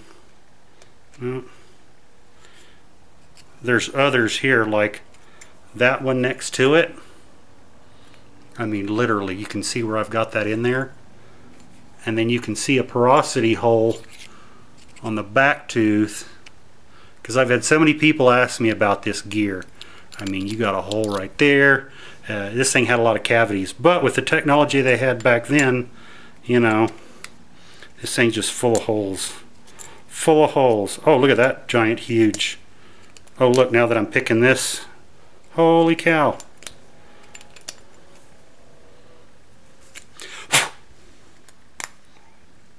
That's a huge old pocket. That's a big old cavity. Yeah, you can see right through that sucker. Big old giant, huge, you know, giant void in there. And I'm sure the rest of, and there's, oh look, there's even one from the inside right here that I'm sure is going through somewhere, you know. So yeah, there we go. Anatomy of a old gear that we were trying to fix, but we made a new one. That's why I decided to make a new one to begin with, because when you can, you know, find stuff like that in it. But that just goes to show, you know, you got the old machine, you just make some new parts and keep going. So there you go. Boom. I know there's a bunch of questions here. Let's go through and look at them. Blue Wolf. Hey James, what's going on? What's going on, Blue Wolf? Picket, yep. Focus, damn it. Yep, no, no. What happened to the rifle build? You're talking about the old 300 Savage? Yeah, that is a deal that went sideways bad, and the individual, I'll just leave it at that. It's not anything I want to talk about on the live stream. I'll just say the individual turned out to be a thief and a liar, and I'll just leave it at that. Now, as far as this 1903 build, I am working on that still. Matter of fact, it's warm enough weather. I talked to the gentleman the other day. He's doing fine. He's active duty Army, and when I get done with it, it'll go to his brother here, and I'm going to be doing, I'll show some more stuff. I'm going to be doing glass bedding. I mean, you guys have seen do stuff like that before, but I've got it over here. That's the only one I'm working on at the moment as far as any of that type stuff that I'm talking about on social media. But anyway, there you go. Like I said, this will upload into you know, regular full video. All these comments will go away. I have tried to, I know, because I think it's, I forget the gentleman's name, just Tim. He always, hey, can you repeat the questions? A lot of it, if you'll listen to the conversation through the video, I pretty much try to answer them. I know there was a lot of them tonight. Let me go back through, see if there was anything in particular. Yeah, Bubba Joe X, email me, eagledustoff37@gmail.com. We'll discuss further. I always love stuff like that, especially like this. And I think once I endo this bar and do the exact same thing with the rosebud versus the little thing I did and get it hot, we're going to be fine. But when I upload those other videos, it's the same thing. We're just extending that. And I will show, because I've got to make these square backing plates. I'll show you what I'm talking about so that you understand what we're doing. Let me go grab this. Because this guy's having me do a lot of stuff. Some people would be like, oh, that's a waste of time. No, it's not really. And it's not hard to do, it's just how you approach it. So, this guy has some, this is one of the weights, okay? Hoist weight system. They slide on, you tighten that nut up and it holds them on. These bars, we're going to make a backing plate. Now you notice the backing plate has little nubs. So we've got some 3/16 steel over there. It's going to look just like this, except it's going to be welded on too, okay? To where he can slide these on and they interlock, okay? So we're going to have divots and bulges. We're going to have innies and outies on the weights, ladies and gentlemen, but we're going to, on that straight bar and this, so we're going to do these, so we're going to have 4 backing plates, 3/16, just 1018 plate steel, so that, and then he has some hand weight bars. We're going to be building some pieces, and I've already started, as a matter of fact. So there's a lot of actually standalone video stuff I am doing, guys, I promise. So these have a, I've already started, they have, we decided on this size because the ones you have are just huge. So it's going to be on the end. It's a 24 millimeter by 2 thread pitch. What I did is I drilled and tapped this because we're going to have 9-inch rods, and I'll show some of this on standalone or live. We're using 4130 chromoly, This is some EDT 150, just because I have it around. We're also going to make pin spanner.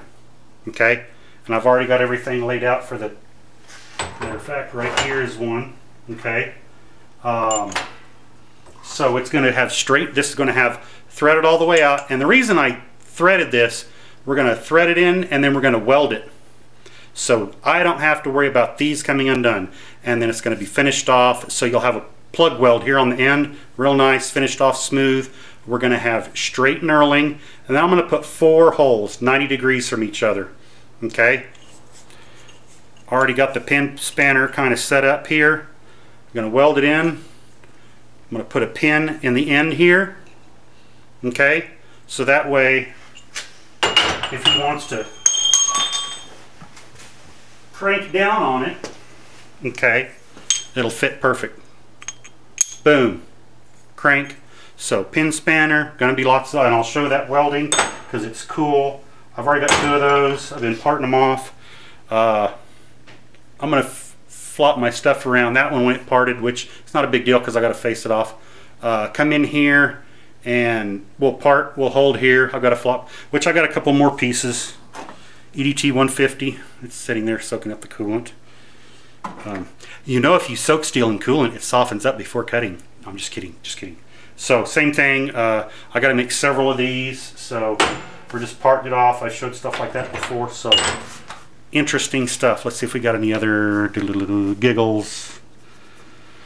Let's see, back up. What did we say? Rifle bed, hugs, that's a shame, no problem. I 3D print casting patterns. Good to know. You and I might have to talk. As a matter of fact, Blue Wolf, email me, eagledustoff37@gmail.com. I was talking to a gentleman in the last couple of days, and you might have a solution for us. So in the email reference, 3D casting patterns, contact me, email me. I would like to discuss more. Hands James a pattern maker's rule. Giggles. I've got a lot of different rulers. So speaking of cool tools, and you will like this, Blue Wolf.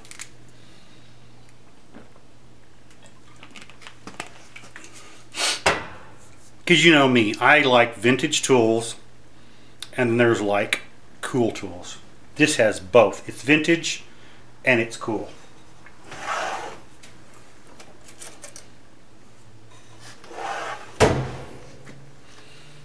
So here you go, Blue Wolf, take a look at this. Okay, you loosen it, and it's got a scale here. I will read that. It says, Made in USA, Corlin Company, C-O-R-L-I-N, Minneapolis, Minnesota. I know if you do that, the camera will focus. Okay, and you set according to like 4 inches, and you'd lock it, boom, ID, and it's spring loaded.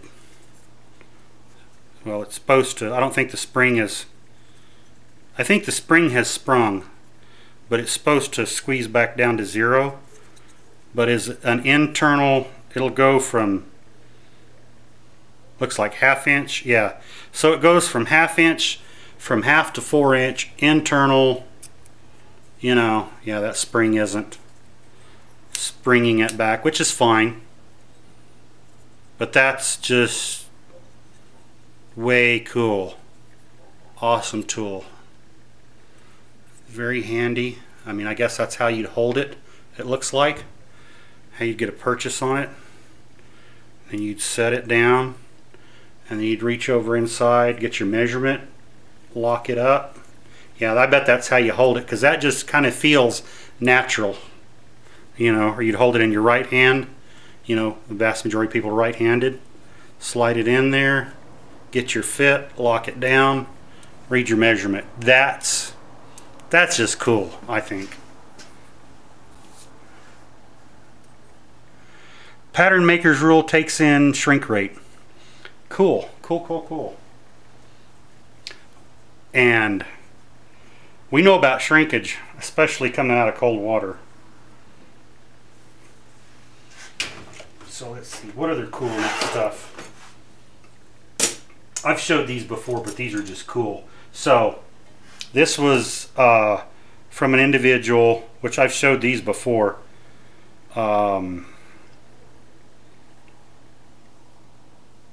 Handmade, or I should say blacksmith made 1800s Civil War era, because I sent this, someone stamped their modern deal onto it, but there's a small stamp over here. It's hard to read. Let me get my optivisor. It's old, old, old, old. You guys might be able to Google this. But someone had looked it up before, and they were able to tell that this company had been around prior to the Civil War. Now, the exact date of these being made is obviously unknownium exactly, but it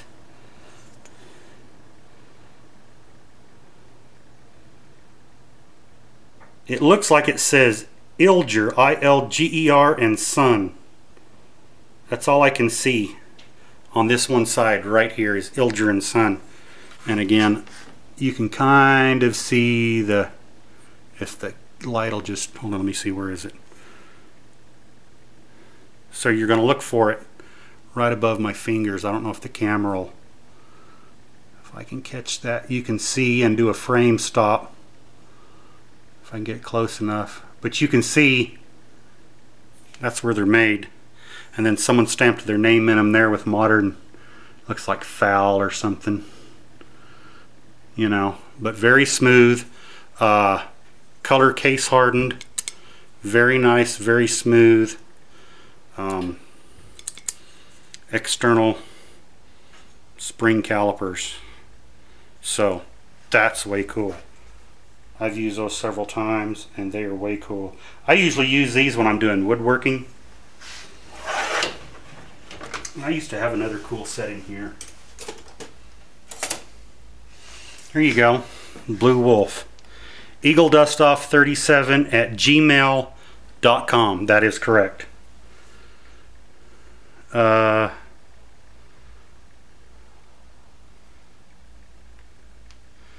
let's see, yeah, eagledust, E-A-G-L-E, all lowercase, eagledustoff37@gmail.com. So there you go, because you're all into measuring stuff. There's you a Brown and Sharp number 510.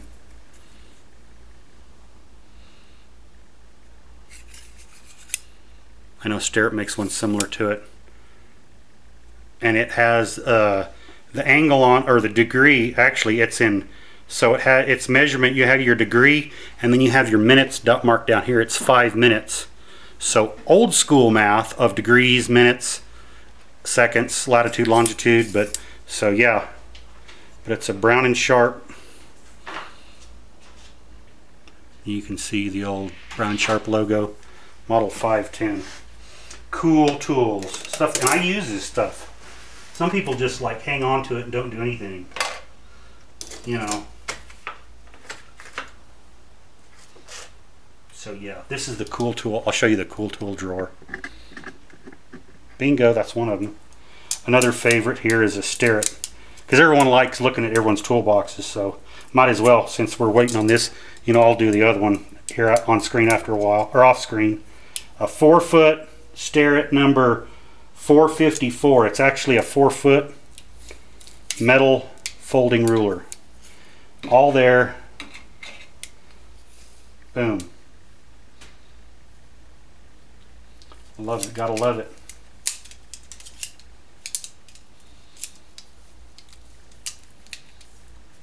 I even got wood versions of these, but that's the cool, and of course everybody always loves these.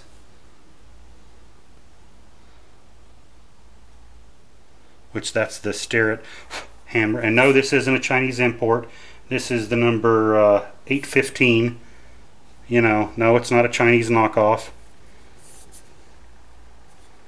So that is the real deal with the, you know, the eye loop when you're looking at small stuff to, you know. Yeah, drawer full of coolness. What other cool stuff have we got here? I mean, stair, round char, whatever. Rulers, gauges, gear gauges. What else? Yeah, the 510, that's pretty cool. Got my set of one set of trammels. I'm always using this set, and I've got a set of points. You can put different points in there. Those are handy because you just loosen it here,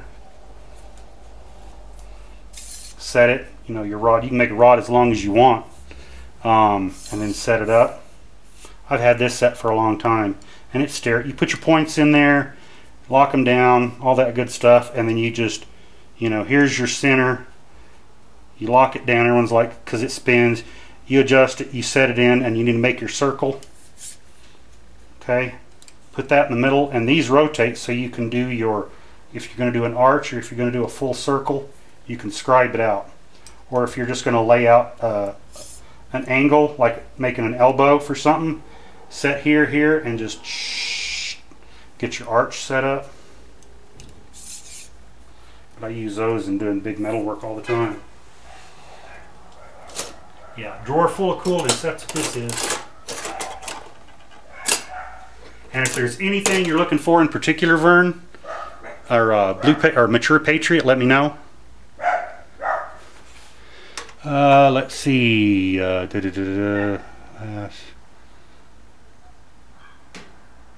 flip-flop, mature. Yeah, I don't buy. I actually do have a couple of wall hangers, but you know, we all do. 1908. Yeah, I've got some old steam-powered tools for working on steam valves and stuff. These are handy. I'm always using these. This is also a Brown. No, this is a Starrett number 362. You know, it was pretty used and rusted, but I use this all the time for doing layout. Everyone's like 362 because it goes 362 degrees. So, oh, that was that piece of gear. So, everyone's always like, what's the difference between a Starrett like 359, 360, 361, 362? Think about it. It's the amount of degrees it'll actually turn. You know, like this one here, you can set it up to, you know, go flat. You know, or you got like a weird angle you need to do, and it adjusts, and you can go whatever degree you need. So that's literally what it is. If you go to the Starrett book, they'll actually explain that to you. Put that back in there and lock it in. There. So yes, trying to see if I have any other neat gee whiz things hiding in here, or at least in this drawer. Well, that's the other handle. So yes, upcoming project on video, upcoming project for just joining us. Mold for a lead handle or hammer, because I melted the lead out of here earlier tonight,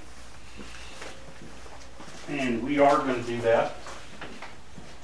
Set this back over here out of the way. Put the optivisor up. All right. Good stuff on a Friday night. Up late. You're actually getting to kind of work in the garage without having to work in the garage and hear that. It's nice and quiet. So let's see if we missed any old tools. So we're talking about old tools and wrenches. Let me, again, if I unplug this, the feed will stop. I mean, well, I got a couple of cool wrenches I think you guys will like. Just because it's neat cool. Let me grab them. And I do use these, believe it or not. I do use them. They are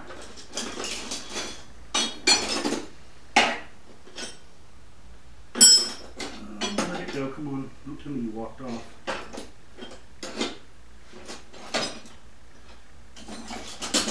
You know, I'd say, hey, I need another toolbox to organize my tools, but then I just fill it up with more tools. then have trouble finding more tools. It's like, oh, I had it in here. I mean, it was literally sitting here earlier today, and I moved it like 5 times.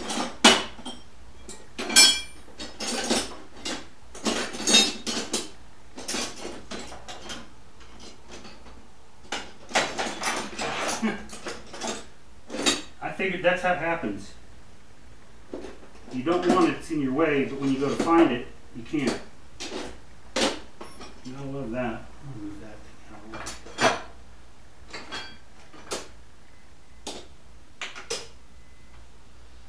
way. Yeah. Figures. I'm going to look for it, but I can't find it.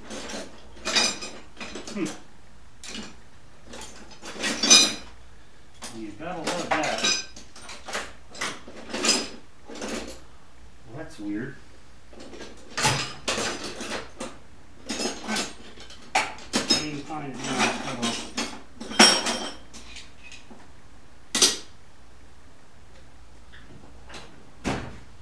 Unless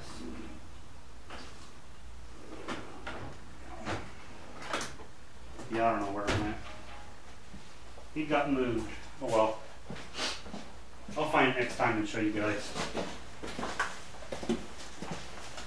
But I did actually start, I was using this today. There you are.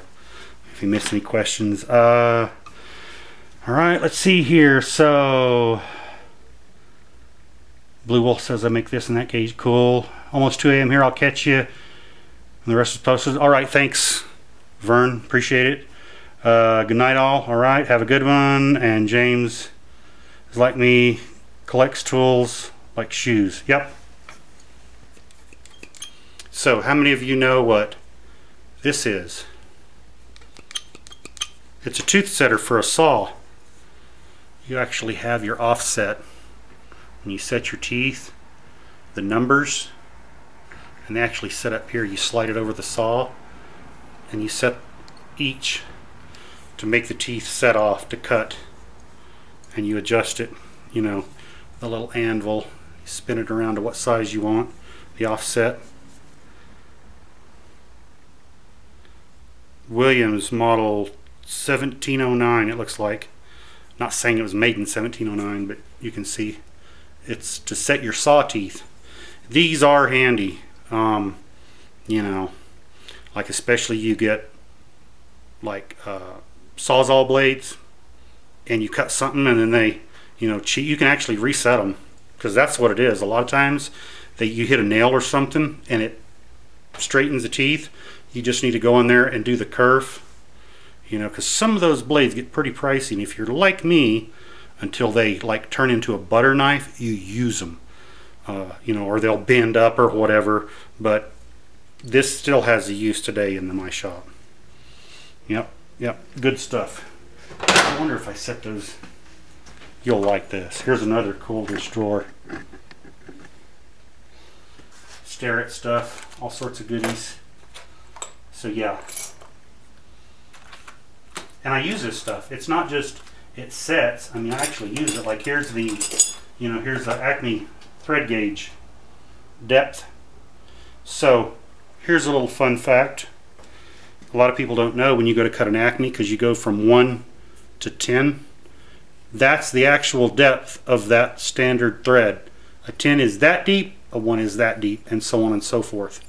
That's actually a Brown and Sharp, I believe. Okay, depth of thread is half the pitch plus 10 thousandths. And that's what it says right on the gauge. Yeah, this is a Brown and Sharp 29. It's number 17. Those are handy. And I mean, I use stuff like that all the time. Handy. And I flop that over because if you leave it up, the flaps catch on the drawers. So if you turn them upside down, they don't catch. Or if you have too many tools in a drawer, they'll catch.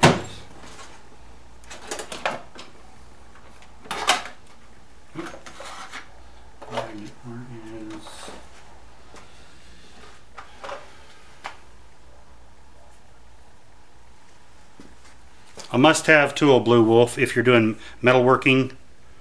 Where are my monkey wrenches? Oh, I've got some over there, literally pipe wrenches and stuff. Optical punch. This is a must-have tool if you're into real fine, like if you're model making or whatever, and you've got a little hole in there, and you want to make sure you're correct, centered up, your little optical punch. Or you really want to be super precise. And yes, it did come in that container. That's actually a Fowler part number, optical center punch, and it is handy.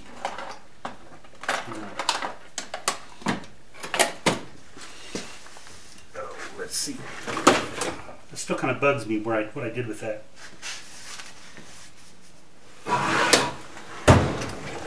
I've been going through trying to clean out tools that I don't need. Hog ring pliers, other setters. These are handy tools. These are actually Starrett. This is a pre-World War I set of Starrett. As you can tell by the date. If you're a Starrett junkie, that is one of the old sets, and it's been glass beaded because I cleaned it up, and it is before they started putting the model number. Like, this is a newer one. This is post World War II. Okay, same tool. Okay, you can adjust the jaws, the nippers, and they're actually used for music wire. Okay, these are actually used for cutting music wire, which I do cut quite a bit when I make springs. I have mandrels to make springs. No, so these are actually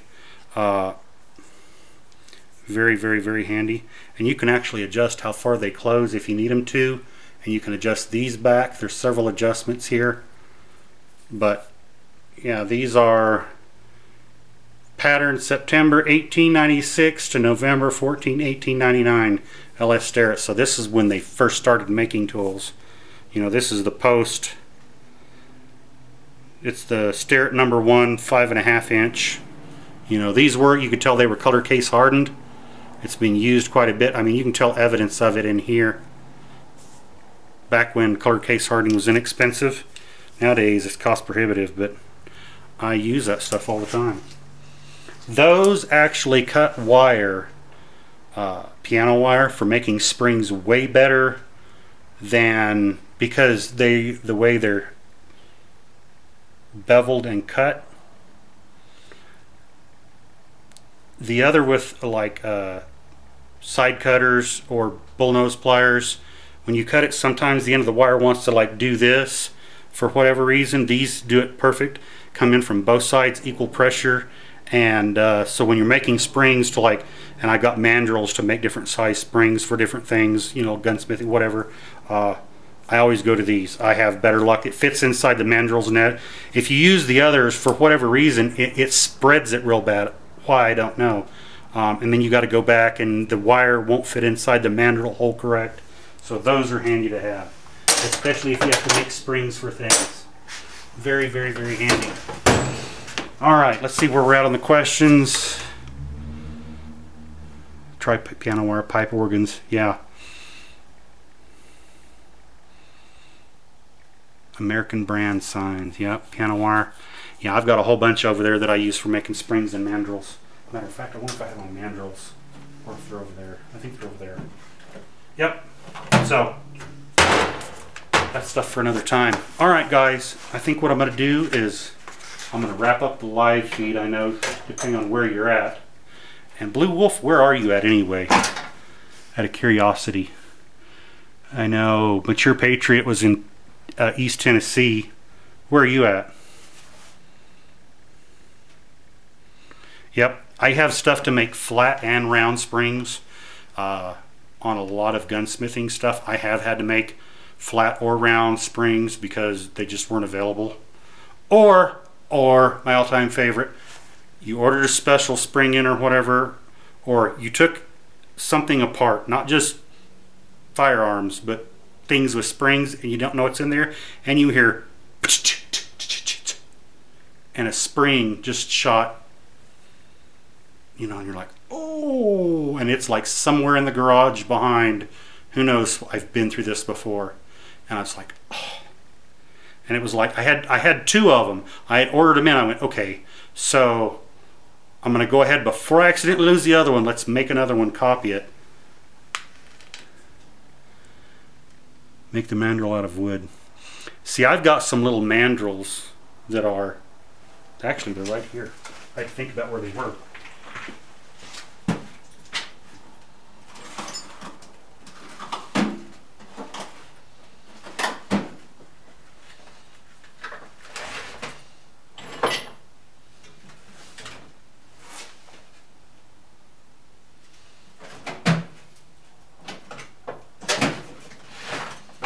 They're in the other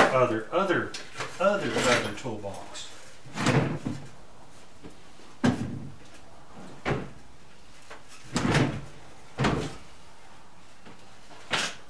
Here they are.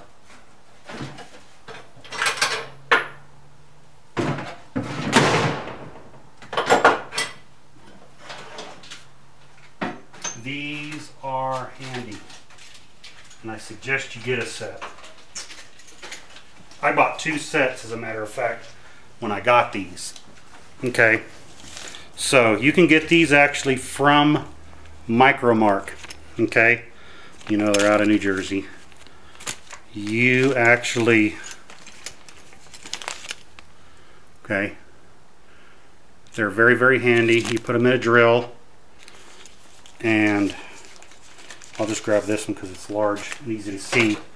So you actually have where you put the wire through, and this is written on here. This diameter just happens to be 6 millimeter, okay? And depending on the thickness of the wire, you put it through and you start it turning. Boom, there you go, however long you need it. These are great. I mean, you could make some of these, you know, make them whatever size you want, but I think this was like 10 bucks, and I'm like, yeah, I couldn't, you know, it was worth spending the 10 bucks, I think is what they were. I don't remember. I've had these for several years. But if you have to get into doing that, you know, and I've made several of them where I've chucked these up and set them in the lathe, and just because I can, instead of trying to hold a drill, just put them in the lathe, you know, and you just make a long section of it, and then you just cut it into however many pieces, especially if you're just like a, you know, a compression or a pull or a twist. I mean, making springs is actually pretty fun. Let's see, what do we got else? Man Rotted Wood, Blue Wolf was, we need to talk. Well, you got my email address, eagledustoff37@gmail.com, and from there we'll do further. All right, let me put these up.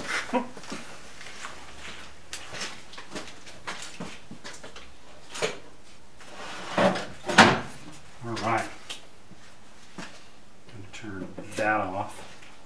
Alright, let's see if we missed any other questions. He says you make your mandrels out of wood. That does too, that works great too. You know.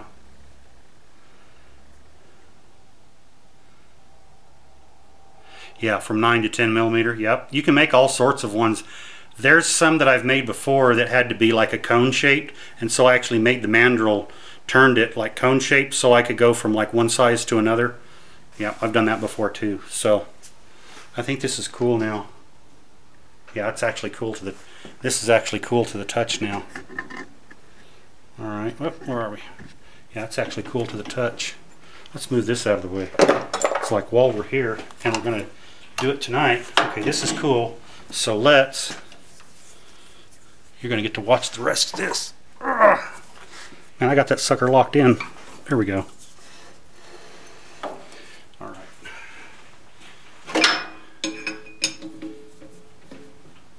That's what I should have done, is just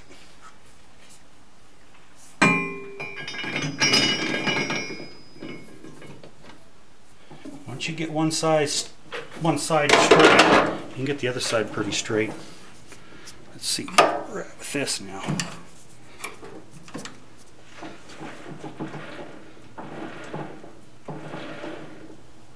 That's actually pretty straight right there now. Look at that.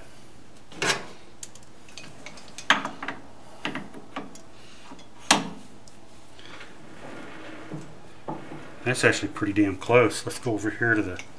I may not have to do any more heating and beating. We're very, very, very close. Let me see. We are very close. We're like scrape there.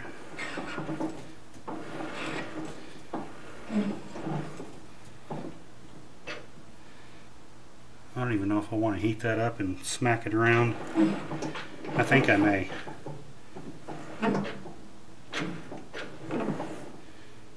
Actually, that'll get us so dang close. It's not even for what we were doing, because we were like way out before. I think I'm going to run with that. I like that a lot better than I did earlier. So let's do this. Let's get this done.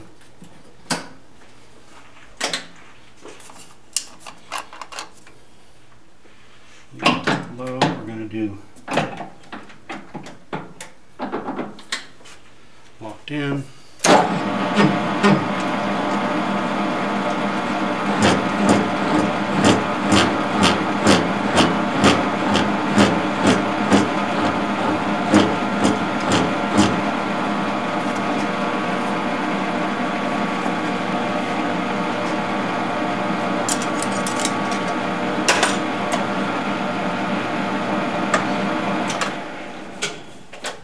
If I do that.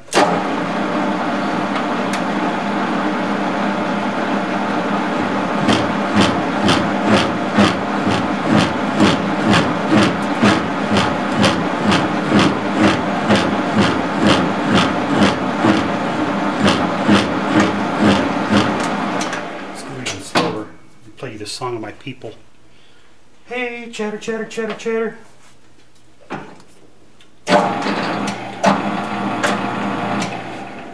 Try this.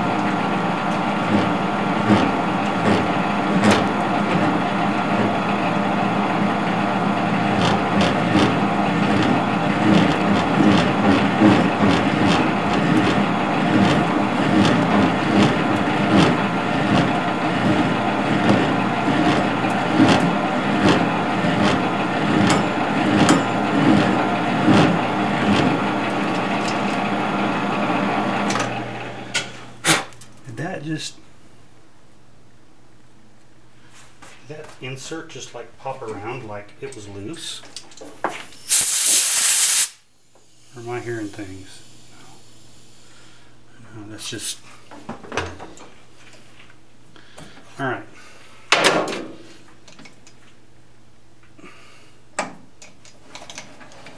Dress the top of that off.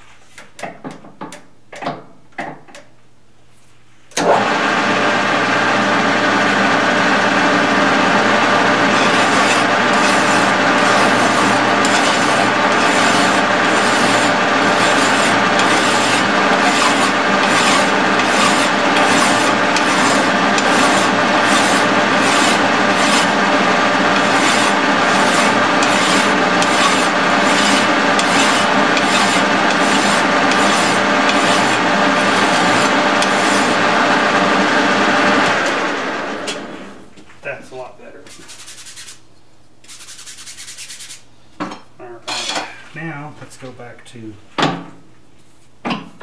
70 RPM. Let's set up and do the we were a while ago. And get our bit in here. Alright. Now we can cut. That's our bit. I have to move this just a little bit because obviously we've moved things. Just like I showed you guys before how to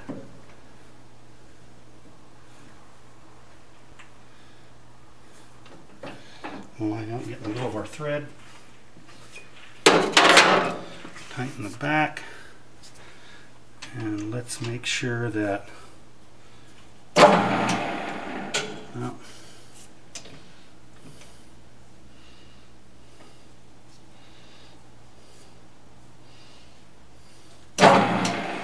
oh, might help if I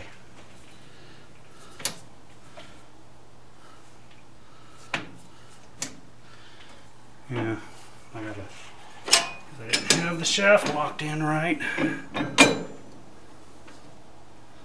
Okay, so we're locked in there.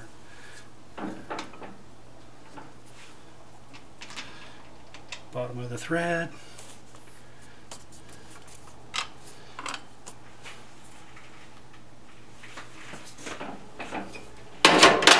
Alright. Locked in. Boom. Perfect.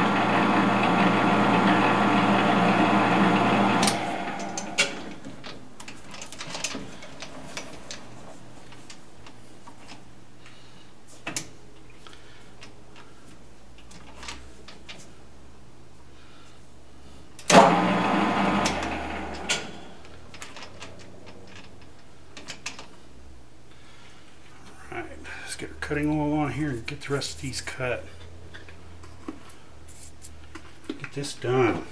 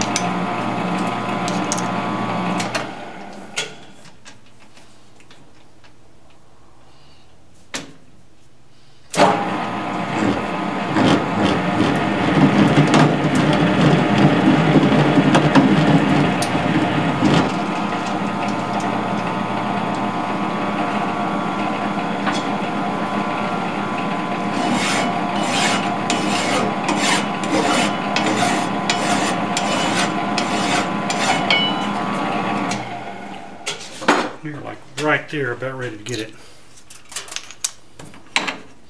Alright. Let's check the nut.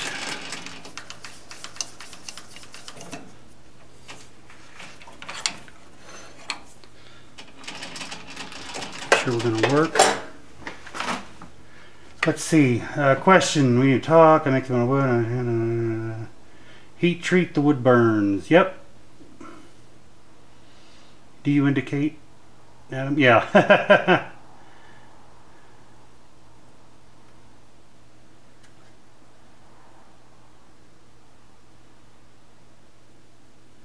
Yep. I know. He's asking a lot of questions. I guess you're just trying to start the video over or whatever.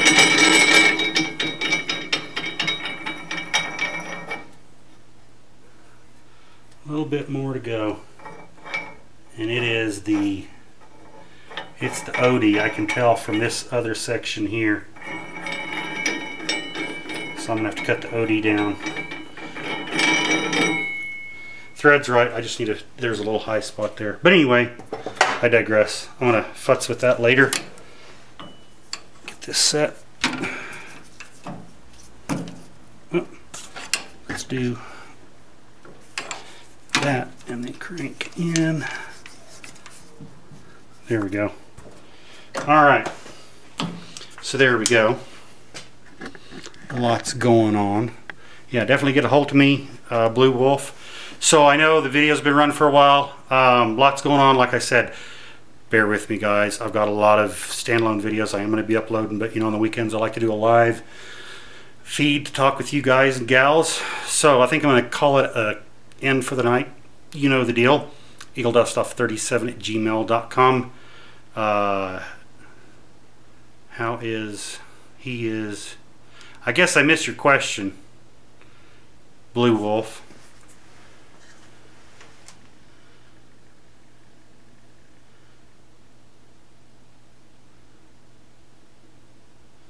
I guess I missed your question. I don't understand. Anyway, you know how to get a hold of me if you guys got any questions. See you next time. Have a good one. Bye-bye.